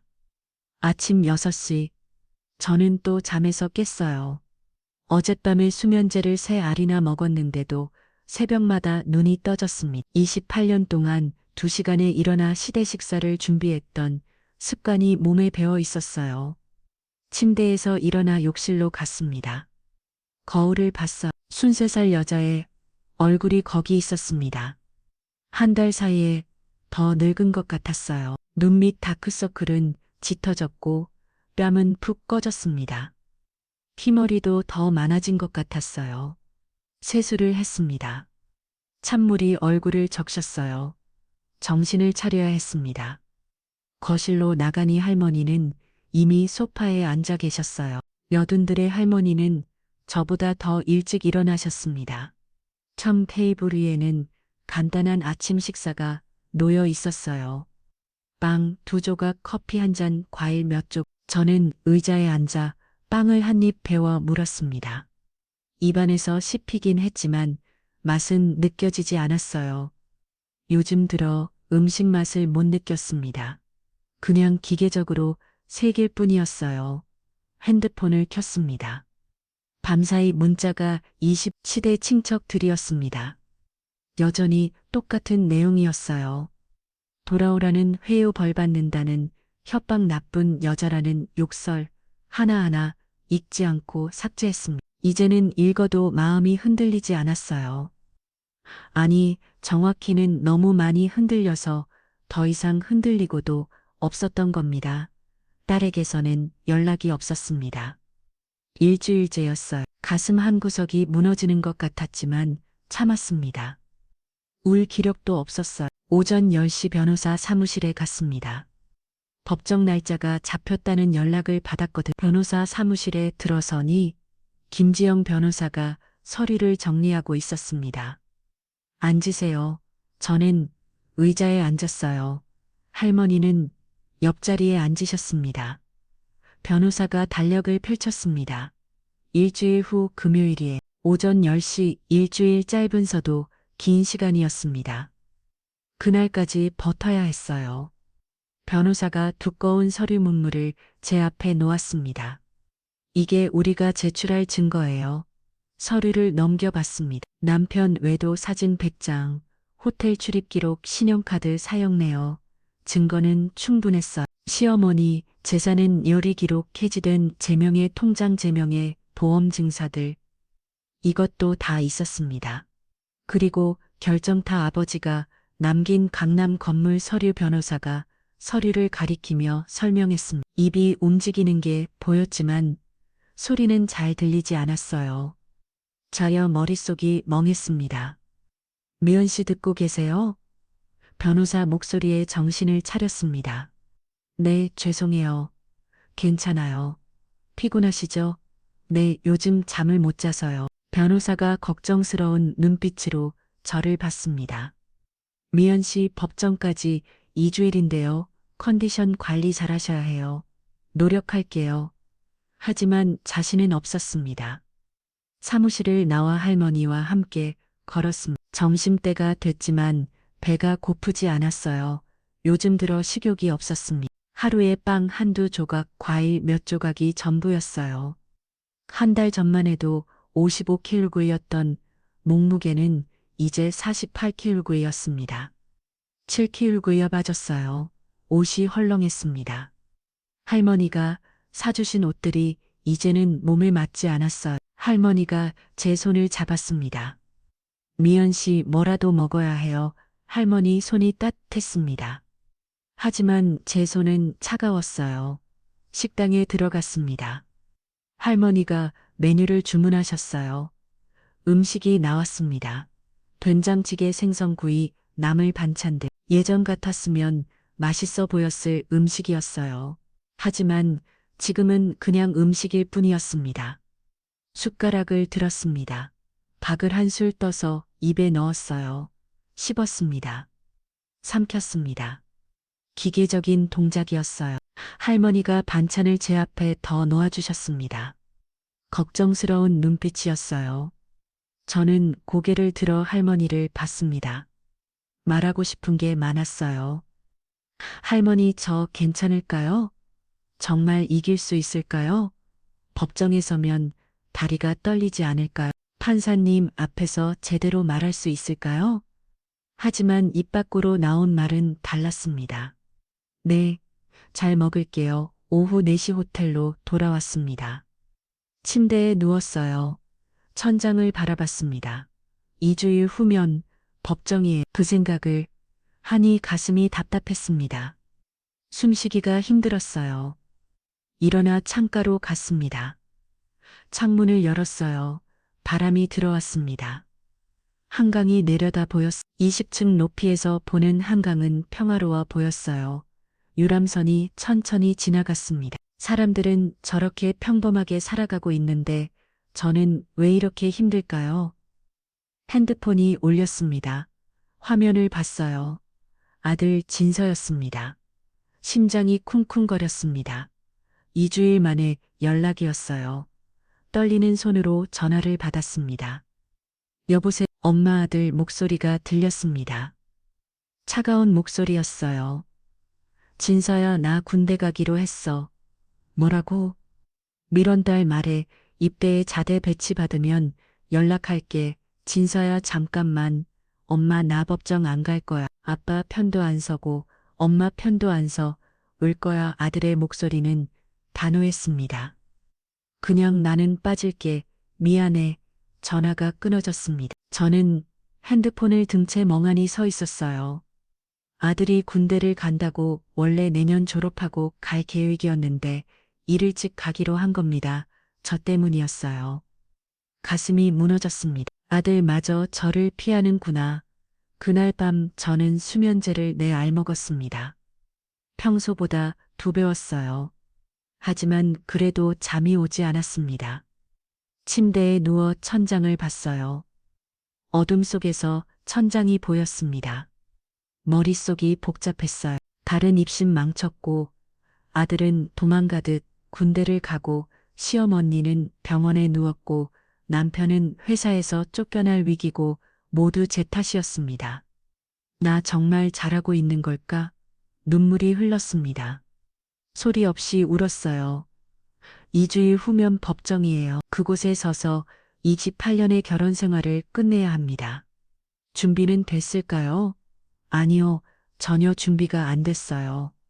다리는 떨릴 것 같고 목소리는 나오지 않을 것 같았습니다. 다음 날 아침 일어나 보니 몸이 무거웠습니다. 거울을 봤어요. 얼굴이 부어 있었습니다. 어젯밤에 너무 울었나 봐요. 찬물로 세수를 했습니다. 부기가 조금 가라앉았어요. 거실로 나갔습니다. 할머니가 없었어요. 외출하신 것 같았습니다. 테이블 위에 쪼치가 놓여 있었어요. 미연 씨 잠깐 보리에 보러 나갔어요. 점심 때쯤 올게요. 아침 냉장고에 있으니 꼭 드세요. 냉장고를 열었습니다. 샌드위치와 우유가 있었어요. 샌드위치를 꺼내 한 입 베어 물었습니다. 입안에서 씹히지만 역시 맛은 없었어요. 소파에 앉아 TV를 켰습니다. 아침 뉴스가 나오고 있었어요. 날씨, 경제, 정치, 세상은 여전히 돌아가고 있었습니다. 저만 멈춰 있는 것 같았어요. TV를 껐습니다. 조용했습니다. 너무 조용했어. 점심때가 됐는데도 할머니는 오시지 않았습니다. 오후 2시, 3시 시간이 흘렀어요. 저는 창가에 서서 밖을 바라봤습니다. 사람들이 거리를 오갔어요. 누군가는 웃고 누군가는 전화하고 누군가는 급하게 걸어가고 모두 각자의 삶을 살고 있었습니다. 나는 혼자 말이 나왔어요. 나는 뭘 하고 있는 걸. 오후 4시 할머니가 돌아오셨습니다. 손에 큰 봉투를 들고 계셨어요. 미연 씨 기다렸죠? 네, 어디 다녀오셨어요? 잠깐 볼일 좀 봤어요. 할머니가 봉투를 테이블에 놓으셨습니다. 이게 뭐예요? 열어봐요. 저는 봉투를 열었습니다. 안에는 옷이 들어 있었어요. 정장이었습니다. 검은색 정장 깔끔하고 단정한 디자인이었어요. 법정 갈 때 입으세요. 할머니 당당하게 서야죠. 옷부터 제대로 입고요. 저는 정장을 만져봤습니다. 부드러운 천이었어요. 고마워요. 할머머, 천만에요. 그날 저녁 저는 정장을 입어봤습니다. 거울 앞에 섰어요. 검은색 정장을 입은 53살 여자가 거기 서 있었습니다. 한 달 전에 제 모습과는 달랐어요. 살이 빠져서 정장이 조금 헐렁했지만 그래도 괜찮아 보였습니다. 당당해 보였어. 저는 거울 속 제 모습을 오래 바라봤습니다. 이 모습으로 법정에 서야 하는구나. 일주일이 지났습니다. 이제 법정까지 일주일 남았어요. 변호사에게서 자꾸 전화가 왔습니다. 법정에서 할 말을 연습하자고요. 하지만 저는 집중이 안 됐습니다. 머릿속이 하얗게 변했어요. 아무 생각도 나지 않았습니다. 밤에는 악몽을 법정에 섰는데 목소리가 나오지 않는 꿈 판사님이 저를 나쁜 사람이라고 판결하는 꿈 가족들이 저를 손가락질하는 꿈 매일 밤 악몽을 꼽어요. 수면제를 5알까지 늘렸습니다. 그래도 새벽마다 깼어요. 법정 4월 전 변호사 사무실에서 최종 점검을 했습니다. 변호사가 물었습니다.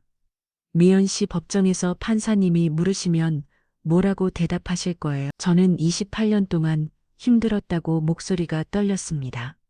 좀 더 구체적으로 말씀하셔야 해요. 남편이 저를 학대했다고 어떻게 학대했나요? 머리채를 잡았어요. 또요? 저는 대답하지 못했습니다. 머릿속이 하얘졌어요. 변호사가 한숨을 쉬었습니다. 미연 씨 괜찮으세요? 그의 컨디션이 안 좋아 보이는데요. 괜찮아요. 법정 날까지는 괜찮을 거예요. 하지만 확신은 없었습니다. 법정 이틀 전 딸에게서 연락이 왔습니다. 한 달 만이었어요. 문제였습니다. 엄마 나 대학원 선 어서 써. 서울 못 가게 됐어. 지방대 갈 것 같아. 성적 떨어져서 엄마 때문이야. 손에서 핸드폰이 떨어질 뻔했습니다. 날이 서울대학을 못 가게 됐다고 제 탓이라고 가슴이 찢어지는 것 같았어요. 법정 하루 전 밤이었습니다. 저는 잠을 잘 수 없었어요. 수면제를 6날 먹었는데도 눈이 말똥말똥했습니다. 침대에서 일어나 거실로 나갔습니다. 할머니는 이미 소파에 앉아 계셨어요. 미연 씨 잠 안 와요? 네. 내일 생각하니까 긴장되죠. 네. 할머니가 제 옆에 앉으셨습니다. 그리고 봉투 하나를 건네셨어요. 이게 뭐예요? 편지예요. 제가 썼어요. 할머니가 쓴 편지. 저는 봉투를 열었습니다. 할머니의 글씨로 빼곡하게 쓰여 있었어요. 미연 씨에게 내일이면 법정에 서게 되네요. 떨리죠? 무서웠죠? 괜찮아요. 그게 정상이에요. 저도 50년 전에 도망쳤었어요. 미연 씨처럼요. 근데 저는 용기가 없어서 다시 돌아갔죠. 그리고 10년을 더 지옥에서 살았어요. 남편이 죽고 나서야 자유로워졌어요. 예순이 넘어서였죠. 미연 씨는 53살이에요. 아직 잘 모여 다시 시작할 수 있어요. 내일 법정에 서면 떨릴 거예요. 목소리도 안 나올 거예요. 괜찮아요. 그래도 끝까지 서 있으세요. 그것만으로도 이기는 거예요. 28년을 버텼잖아요. 하루쯤 더 버틸 수 있어요. 당신은 강한 사람이에요. 아직 모르고 있을 뿐이죠. 힘내세요. 제가 옆에 있을게요. 편지를 다 읽고 나니 눈물이 흘렀습니다. 할머니가 제 손을 꼭 잡아주셨습니다. 잘 자요. 내일 힘내야 하니까. 네, 고마워요. 그날 밤 저는 처음으로 수면제 없이 잠들었습니다. 할머니 편지를 가슴에 안고요. 내일이면 법정이에요.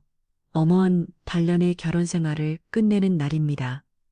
준비됐을까요? 아니요, 여전히 준비는 안 됐어요. 하지만 가야 했습니다. 법정날 아침이 밝았습니다. 저는 새벽 5시에 눈을 떴어요. 알람도 올리지 않았는데 저절로 깼습니다. 창밖을 봤어요. 해가 막 떠오르고 있었습니다. 붉은 해가 한강을 물들이고 있었어요. 오늘이구나 혼자 말이 나왔습니다.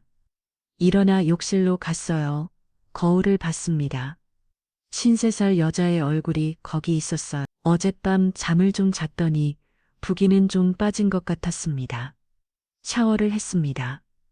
뜨거운 물이 몸을 적졌어요. 긴장이 조금 풀렸습니다. 수건으로 몸을 닦고 나왔어요. 할머니가 사주신 검은색 정장을 입었습니다. 단추를 하나씩 채웠어요. 손이 떨렸지만 천천히 했습니다. 거울 앞에 섰습니다. 정장을 입은 제 모습이 낯설었어요. 한 달 전만 해도 시댁에서 앞치마를 두르고 있었는데 머리를 빗었습니다. 하얀 새치가 섞인 머리를 뒤로 넘겼어요. 화장은 하지 않았습니다. 있는 그대로의 모습으로 가고 싶었어요. 거실로 나가니 할머니가 아침을 준비해 두셨습니다. 준비됐어요? 네, 최대한요. 아침 드세요. 배가 고프지 않았지만 먹었습니다. 빵 한 조각 우유 한 잔, 기계적으로 입에 넣고 삼켰어요. 아침 9시 할머니의 차를 타고 법원으로 향했습니다. 차창 밖으로 서울 거리가 지나갔어요. 출근하는 사람들, 학교 가는 학생들, 평범한 아침 풍경이었습니다. 하지만 제게는 평범하지 않은 날이었어요. 법원에 도착했습니다. 큰 건물이 눈앞에 우뚝 섰어요. 저 안에서 제 인생이 결정되는 겁니다. 차에서 내렸습니다. 다리가 후들거렸어요. 할머니가 제 팔을 잡아주셨습니다. 괜찮아요. 제가 옆에 있어요. 네, 법원 입구로 걸어갔습니다. 계단을 올랐어요. 한 계단, 두 계단, 다리가 무거웠습니다. 로비에서 변호사를 만났습니다. 김지영 변호사는 검은색 정장의 서류 가방을 들고 있었어요. 미연 씨 오셨네요. 컨디션은요? 괜찮아요. 거짓말이었습니다. 전혀 괜찮지 않았어요. 가슴이 두근거렸고 손은 축축했고 다리는 떨렸습니다. 법정은 3층이에요. 올라가시죠. 엘리베이터를 탔습니다. 숫자가 올라갔어요. 1층, 2층, 3층 문이 열렸습니다. 복도가 보였어요. 긴 복도 양옆으로 법정분들이 늘어서 있었습니다. 저희는 3호 법정이에요. 변호사를 따라 걸었습니다. 복도 끝에 3호 법정 문이 보였어요. 문 앞에서 멈췄습니다. 숨을 깊이 들이마셨어요. 들어가시죠. 문이 열렸습니다. 법정 안으로 들어섰습니다. 생각보다 작은 공간이었어요. 앞쪽에 판사석이 있었고 양쪽에 원고석과 피고석이 마주보고 있었습니다. 오른쪽 원고석에 앉았습니다. 변호사가 옆에 할머니가 뒷자리에 앉으셨어요. 왼쪽 피고석을 봤습니다. 아직 아무도 없었어요. 10분쯤 지났을까요? 법정 문이 열렸습니다.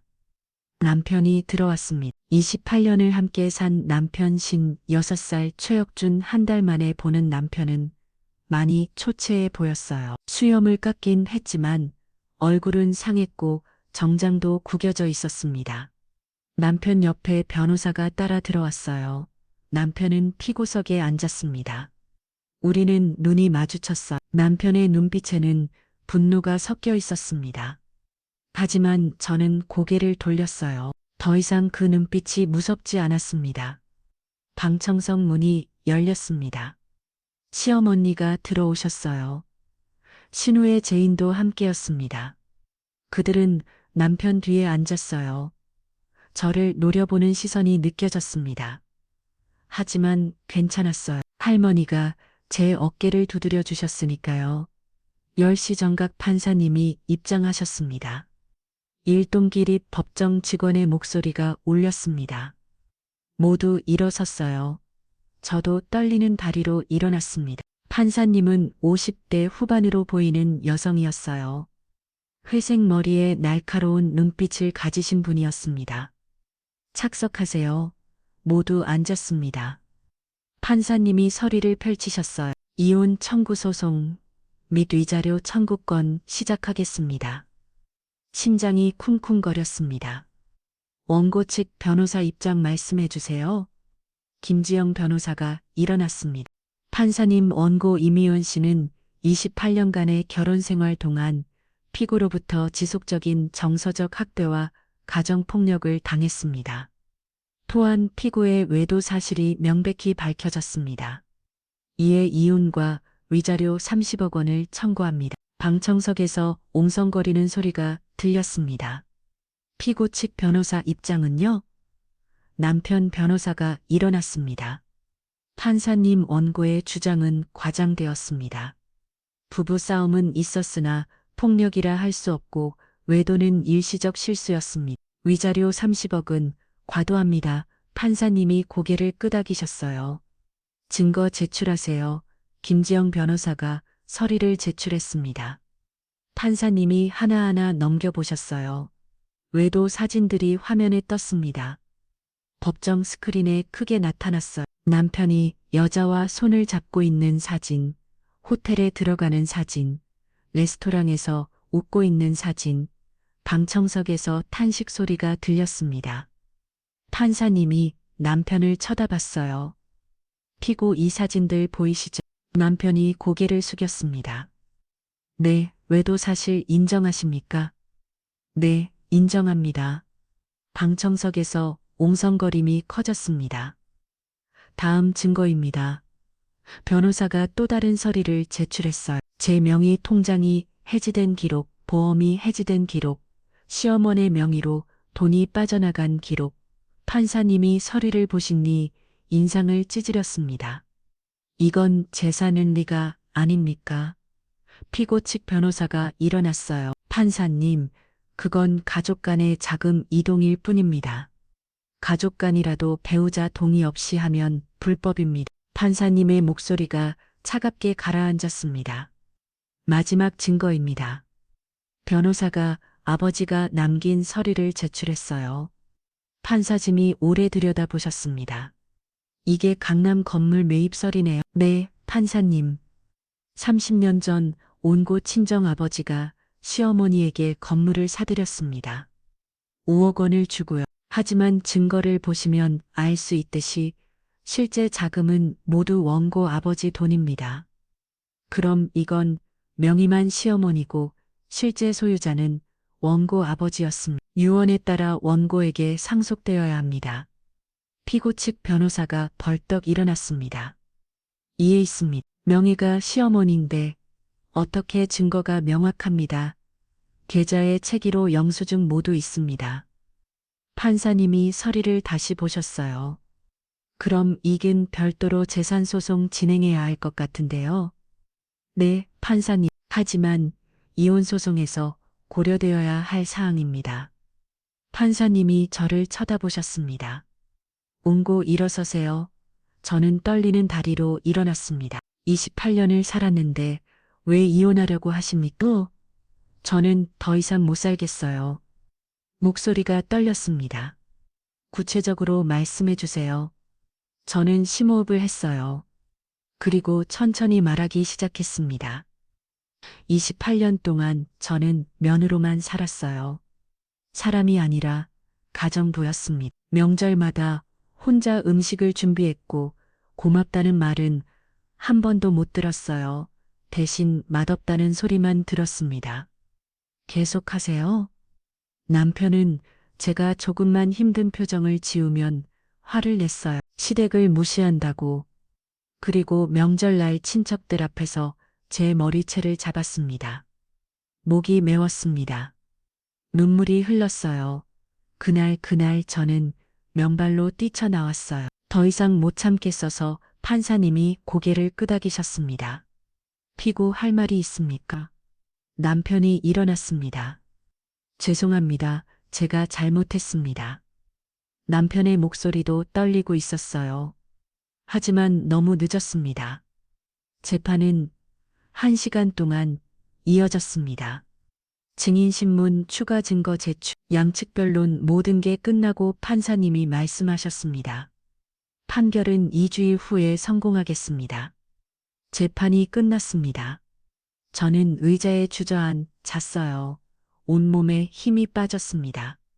할머니가 제 어깨를 두드려 주셨습니다. 잘했어요. 정말 잘했어요. 변호사도 웃으며 말했습니다. 승소 확실해요.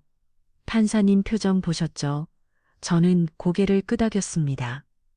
드디어 끝나는구나. 법정을 나왔습니다. 복도에서 남편과 마주쳤어요. 남편이 다가왔습니다. 미연아. 저는 고개를 돌렸습니다. 더 이상 할 말이 없었어요. 제발 한 번만 용서해줘. 용서는 없어요. 잘 살아요. 저는 할머니와 함께 걸어갔습니다. 뒤에서 남편이 뭐라고 소리쳤지만 듣지 않았어요. 엘리베이터를 타고 내려갔습니다. 1층 로비에 도착했어요. 밖으로 나갔습니다. 햇빛이 쏟아졌어요. 저는 하늘을 올려다봤습니다. 구름 한 점 없는 맑은 하늘이었어요. 28년 만에 처음 보는 하늘 같았습니다. 할머니, 저 이겼을까요? 이겼어요. 당신이 이긴 거예요. 눈물이 흘렀습니다. 하지만 이번에는 슬픔의 눈물이 아니었어요. 해방의 눈물이었습니다. 3년이 흘렀습니다. 강남역 근처 오피스 빌딩 15층 유리문이 희망여성지원센터라는 간판이 붙어 있었어요. 오전 9시 저는 센터 문을 열고 들어갔습니다. 56살 3년 전 법정에 섰던 그날보다 훨씬 건강해 보이는 얼굴이었어요. 살도 조금 졌습니다. 40, 얼굴도 혈색이 돌았고 눈빛도 살아 있었습니다. 책상에 앉아 컴퓨터를 켰어요. 오늘 상담 일정이 뜹니다. 3명 모두 이혼을 고민하는 여성들이었습니다. 3년 전 법원 판결은 제 완승이었어요. 이혼 인정 위자료 30억 재산 분할 10억 그리고 강남 건물 반환 남편과 시댁은 완전히 무너졌습니다. 하지만 저는 그 돈으로 복수하지 않았어요. 대신 할머니와 함께 이 센터를 만들었습니다. 학대받는 여성들을 돕는 곳이요. 처음에는 작은 사무실 하나였어요. 지금은 직원 10명의 변호사 2명이 상주하는 곳이 됐습니다. 오전 10시 첫 번째 상담자가 왔습니다. 40대 중반 여성이었어요. 눈가에 멍이 있었습니다. 앉으세요. 여자가 조심스럽게 앉았어요. 손이 떨리고 있었습니다. 3년 전 할머니를 처음 만났을 때처럼요. 천천히 말씀하세요. 제가 들어드릴게요. 여자가 이야기를 시작했습니다. 남편의 폭력 시댁의 학대, 자식들 걱정 모두 익숙한 이야기였어요. 제 이야기이기도 했으니까요. 1시간 동안 들었습니다. 그리고 말했어요. 괜찮아요. 당신은 혼자가 아니에요. 여자의 눈에서 눈물이 흘렀습니다. 상담을 마치고 여자를 배웅했어요. 여자는 고개를 숙이며 인사했습니다. 고맙습니다. 정말 고맙습니다. 천만에요. 언제든 다시 오세요. 점심시간 할머니가 센터에 오셨습니다. 여전 5살이든 할머니는 여전히 정정하셨어요. 집 항의를 짓고 계셨지만 걸음걸이는 당당했습니다. 미연 씨 오늘 상담은 어땠어요? 3명 다 상담했어요. 한 분은 이혼 소송 진행하기로 하셨고요. 잘했네요. 할머니 덕분이에요. 할머니가 센터 만들자고 하지 않았으면 아니에요. 당신이 한 거예요. 할머니와 함께 근처 식당에서 점심을 먹었습니다. 3년 동안 거의 매일 함께 먹었어요. 할머니는 제게 어머니 같은 분이었습니다. 식사를 마치고 산책했습니다. 강남역 거리는 여전히 붐볐어요. 사람들이 바쁘게 오갔습니다. 할머니 행복해요. 정말 로요 다행이네요. 할머니가 미소 지으셨습니다. 오후 4시 센터로 돌아왔습니다. 직원이 말했어요. 대표님, 손님 오셨어요. 접수실에서 기다리고 계세요. 누구죠? 따님이요. 심장이 콩했습니다. 접수실로 갔어요. 딸 혜은이가 앉아 있었습니다. 3년 만이었음. 숨을 들이댄 딸은 많이 자란 것 같았어요. 머리를 길렀고 화장도 했고 대학생다운 옷을 입고 있었습니다. 혜연아 엄마 딸이 일어났습니다. 어색한 침묵이 흘렀어요. 앉아 차 마실래? 응. 저는 차를 2잔 준비했습니다. 손이 떨렸어요. 테이블에 마주 앉았습니다. 날은 차를 마시며 주변을 둘러봤어요. 여기가 엄마가 일하는 곳이야? 응, 3년 전에 시작했어. 좋아 보여. 침묵이 또 흘렀습니다. 딸이 먼저 입을 열었어요. 엄마 미안해 딸의 목소리가 떨렸습니다. 뭐가 그때 엄마한테 미워한다고 했잖아. 엄마 때문에 인생 망쳤다고 눈물이 흘렀습니다. 딸의 눈에서도 제 눈에서도요. 괜찮아. 엄마가 이해해. 아니야, 괜찮지 않아. 나 정말 나쁜 딸이었어. 딸이 울기 시작했습니다. 저는 자리에서 일어나 딸을 안았어요. 3년 만에 안아보는 딸이었습니다. 해울라 엄마가 미안해. 내가 힘들 때 곁에 없어서 엄마는 엄마 인생 살아야 했어. 이제 알아 엄마가 왜 그랬는지. 딸의 품에서 한참을 울었습니다. 3년 동안 참았던 눈물이 쏟아졌어요. 딸과 이야기를 나눴습니다. 지방 대학을 다니고 있다고 했어요. 성적이 떨어져서 서울은 못 갔지만 지금은 괜찮다고 했습니다. 친구들도 사귀었고 동아리 활동도 하고 알바도 하면서 지낸다고요. 그리고 남자친구도 생겼다고 했습니다. 엄마나 절대 그런 남자랑 결혼 안 할 거야. 그런 남자 아빠 같은 남자 엄마한테 못되게 구는 남자 딸의 말에 가슴이 뭉클했습니다. 해울라 엄마가 가르쳐줬어. 여자도 당당하게 살아야 한다고 참으면 안 된다고 저는 딸의 손을 잡았습니다. 잘 자랐구나.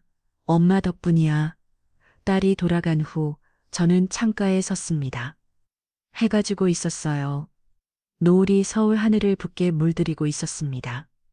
핸드폰이 울렸습니다. 모르는 번호였어요. 여보세요. 엄마, 나야 남자 목소리 익숙한 목소리였습니다. 진서야 응, 엄마 아들이었습니다. 3년 만에 연락이었어요. 군대에서 전역했어. 어제 그랬구나. 엄마 만날 수 있어. 심장이 뛰었습니다. 물론이지. 언제 내일 괜찮아 좋아. 어디서 볼까? 엄마가 일하는 곳으로 갈게. 주소 보낼게 알았어. 전화를 끊고 한참을 서 있었습니다. 아들이 돌아오는구나. 다음 날 오후 아들이 왔습니다.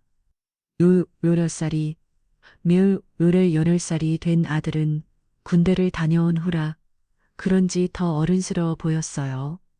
짧은 머리에 단단해진 몸, 그을린 피부 엄마, 진서야 어색하게 서 있다가 아들이 먼저 안아왔습니다. 엄마 미안해 아들의 목소리가 떨렸습니다. 괜찮아 다 괜찮아. 아니야 나 정말 나쁜 아들이었어. 엄마 힘들 때 아빠 편만 들고 진서야 군대에서 생각 많이 했어. 엄마가 왜 그랬는지 이제 알 것 같아 저는 아들을 꼭 안았습니다. 아들과 카페에 앉았습니다. 3년 동안의 이야기를 나눴어요. 아들은 전역구 사회복지학과에 편입한다고 했습니다. 엄마 보고 결심했어. 나도 힘든 사람들 돕고 싶. 진서야 엄마가 여기서 하는 일 정말 대단한 거야. 고마워. 그리고 아빠 얘기도 했습니다. 아빠 많이 힘들어 하시더라. 회사도 그만두고 원룸에서 혼자 살아. 그래, 엄마 만나고 싶어 하시던데. 저는 고개를 저었습니다. 아직은 안 될 것 같아. 알겠어, 무리하지 마.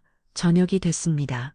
센터 일을 마치고 집으로 돌아갔어요. 3년 전 할머니가 사주신 한강변 아파트 25평짜리 작은 집이지만 제가 직접 꾸민 공간이었습니다.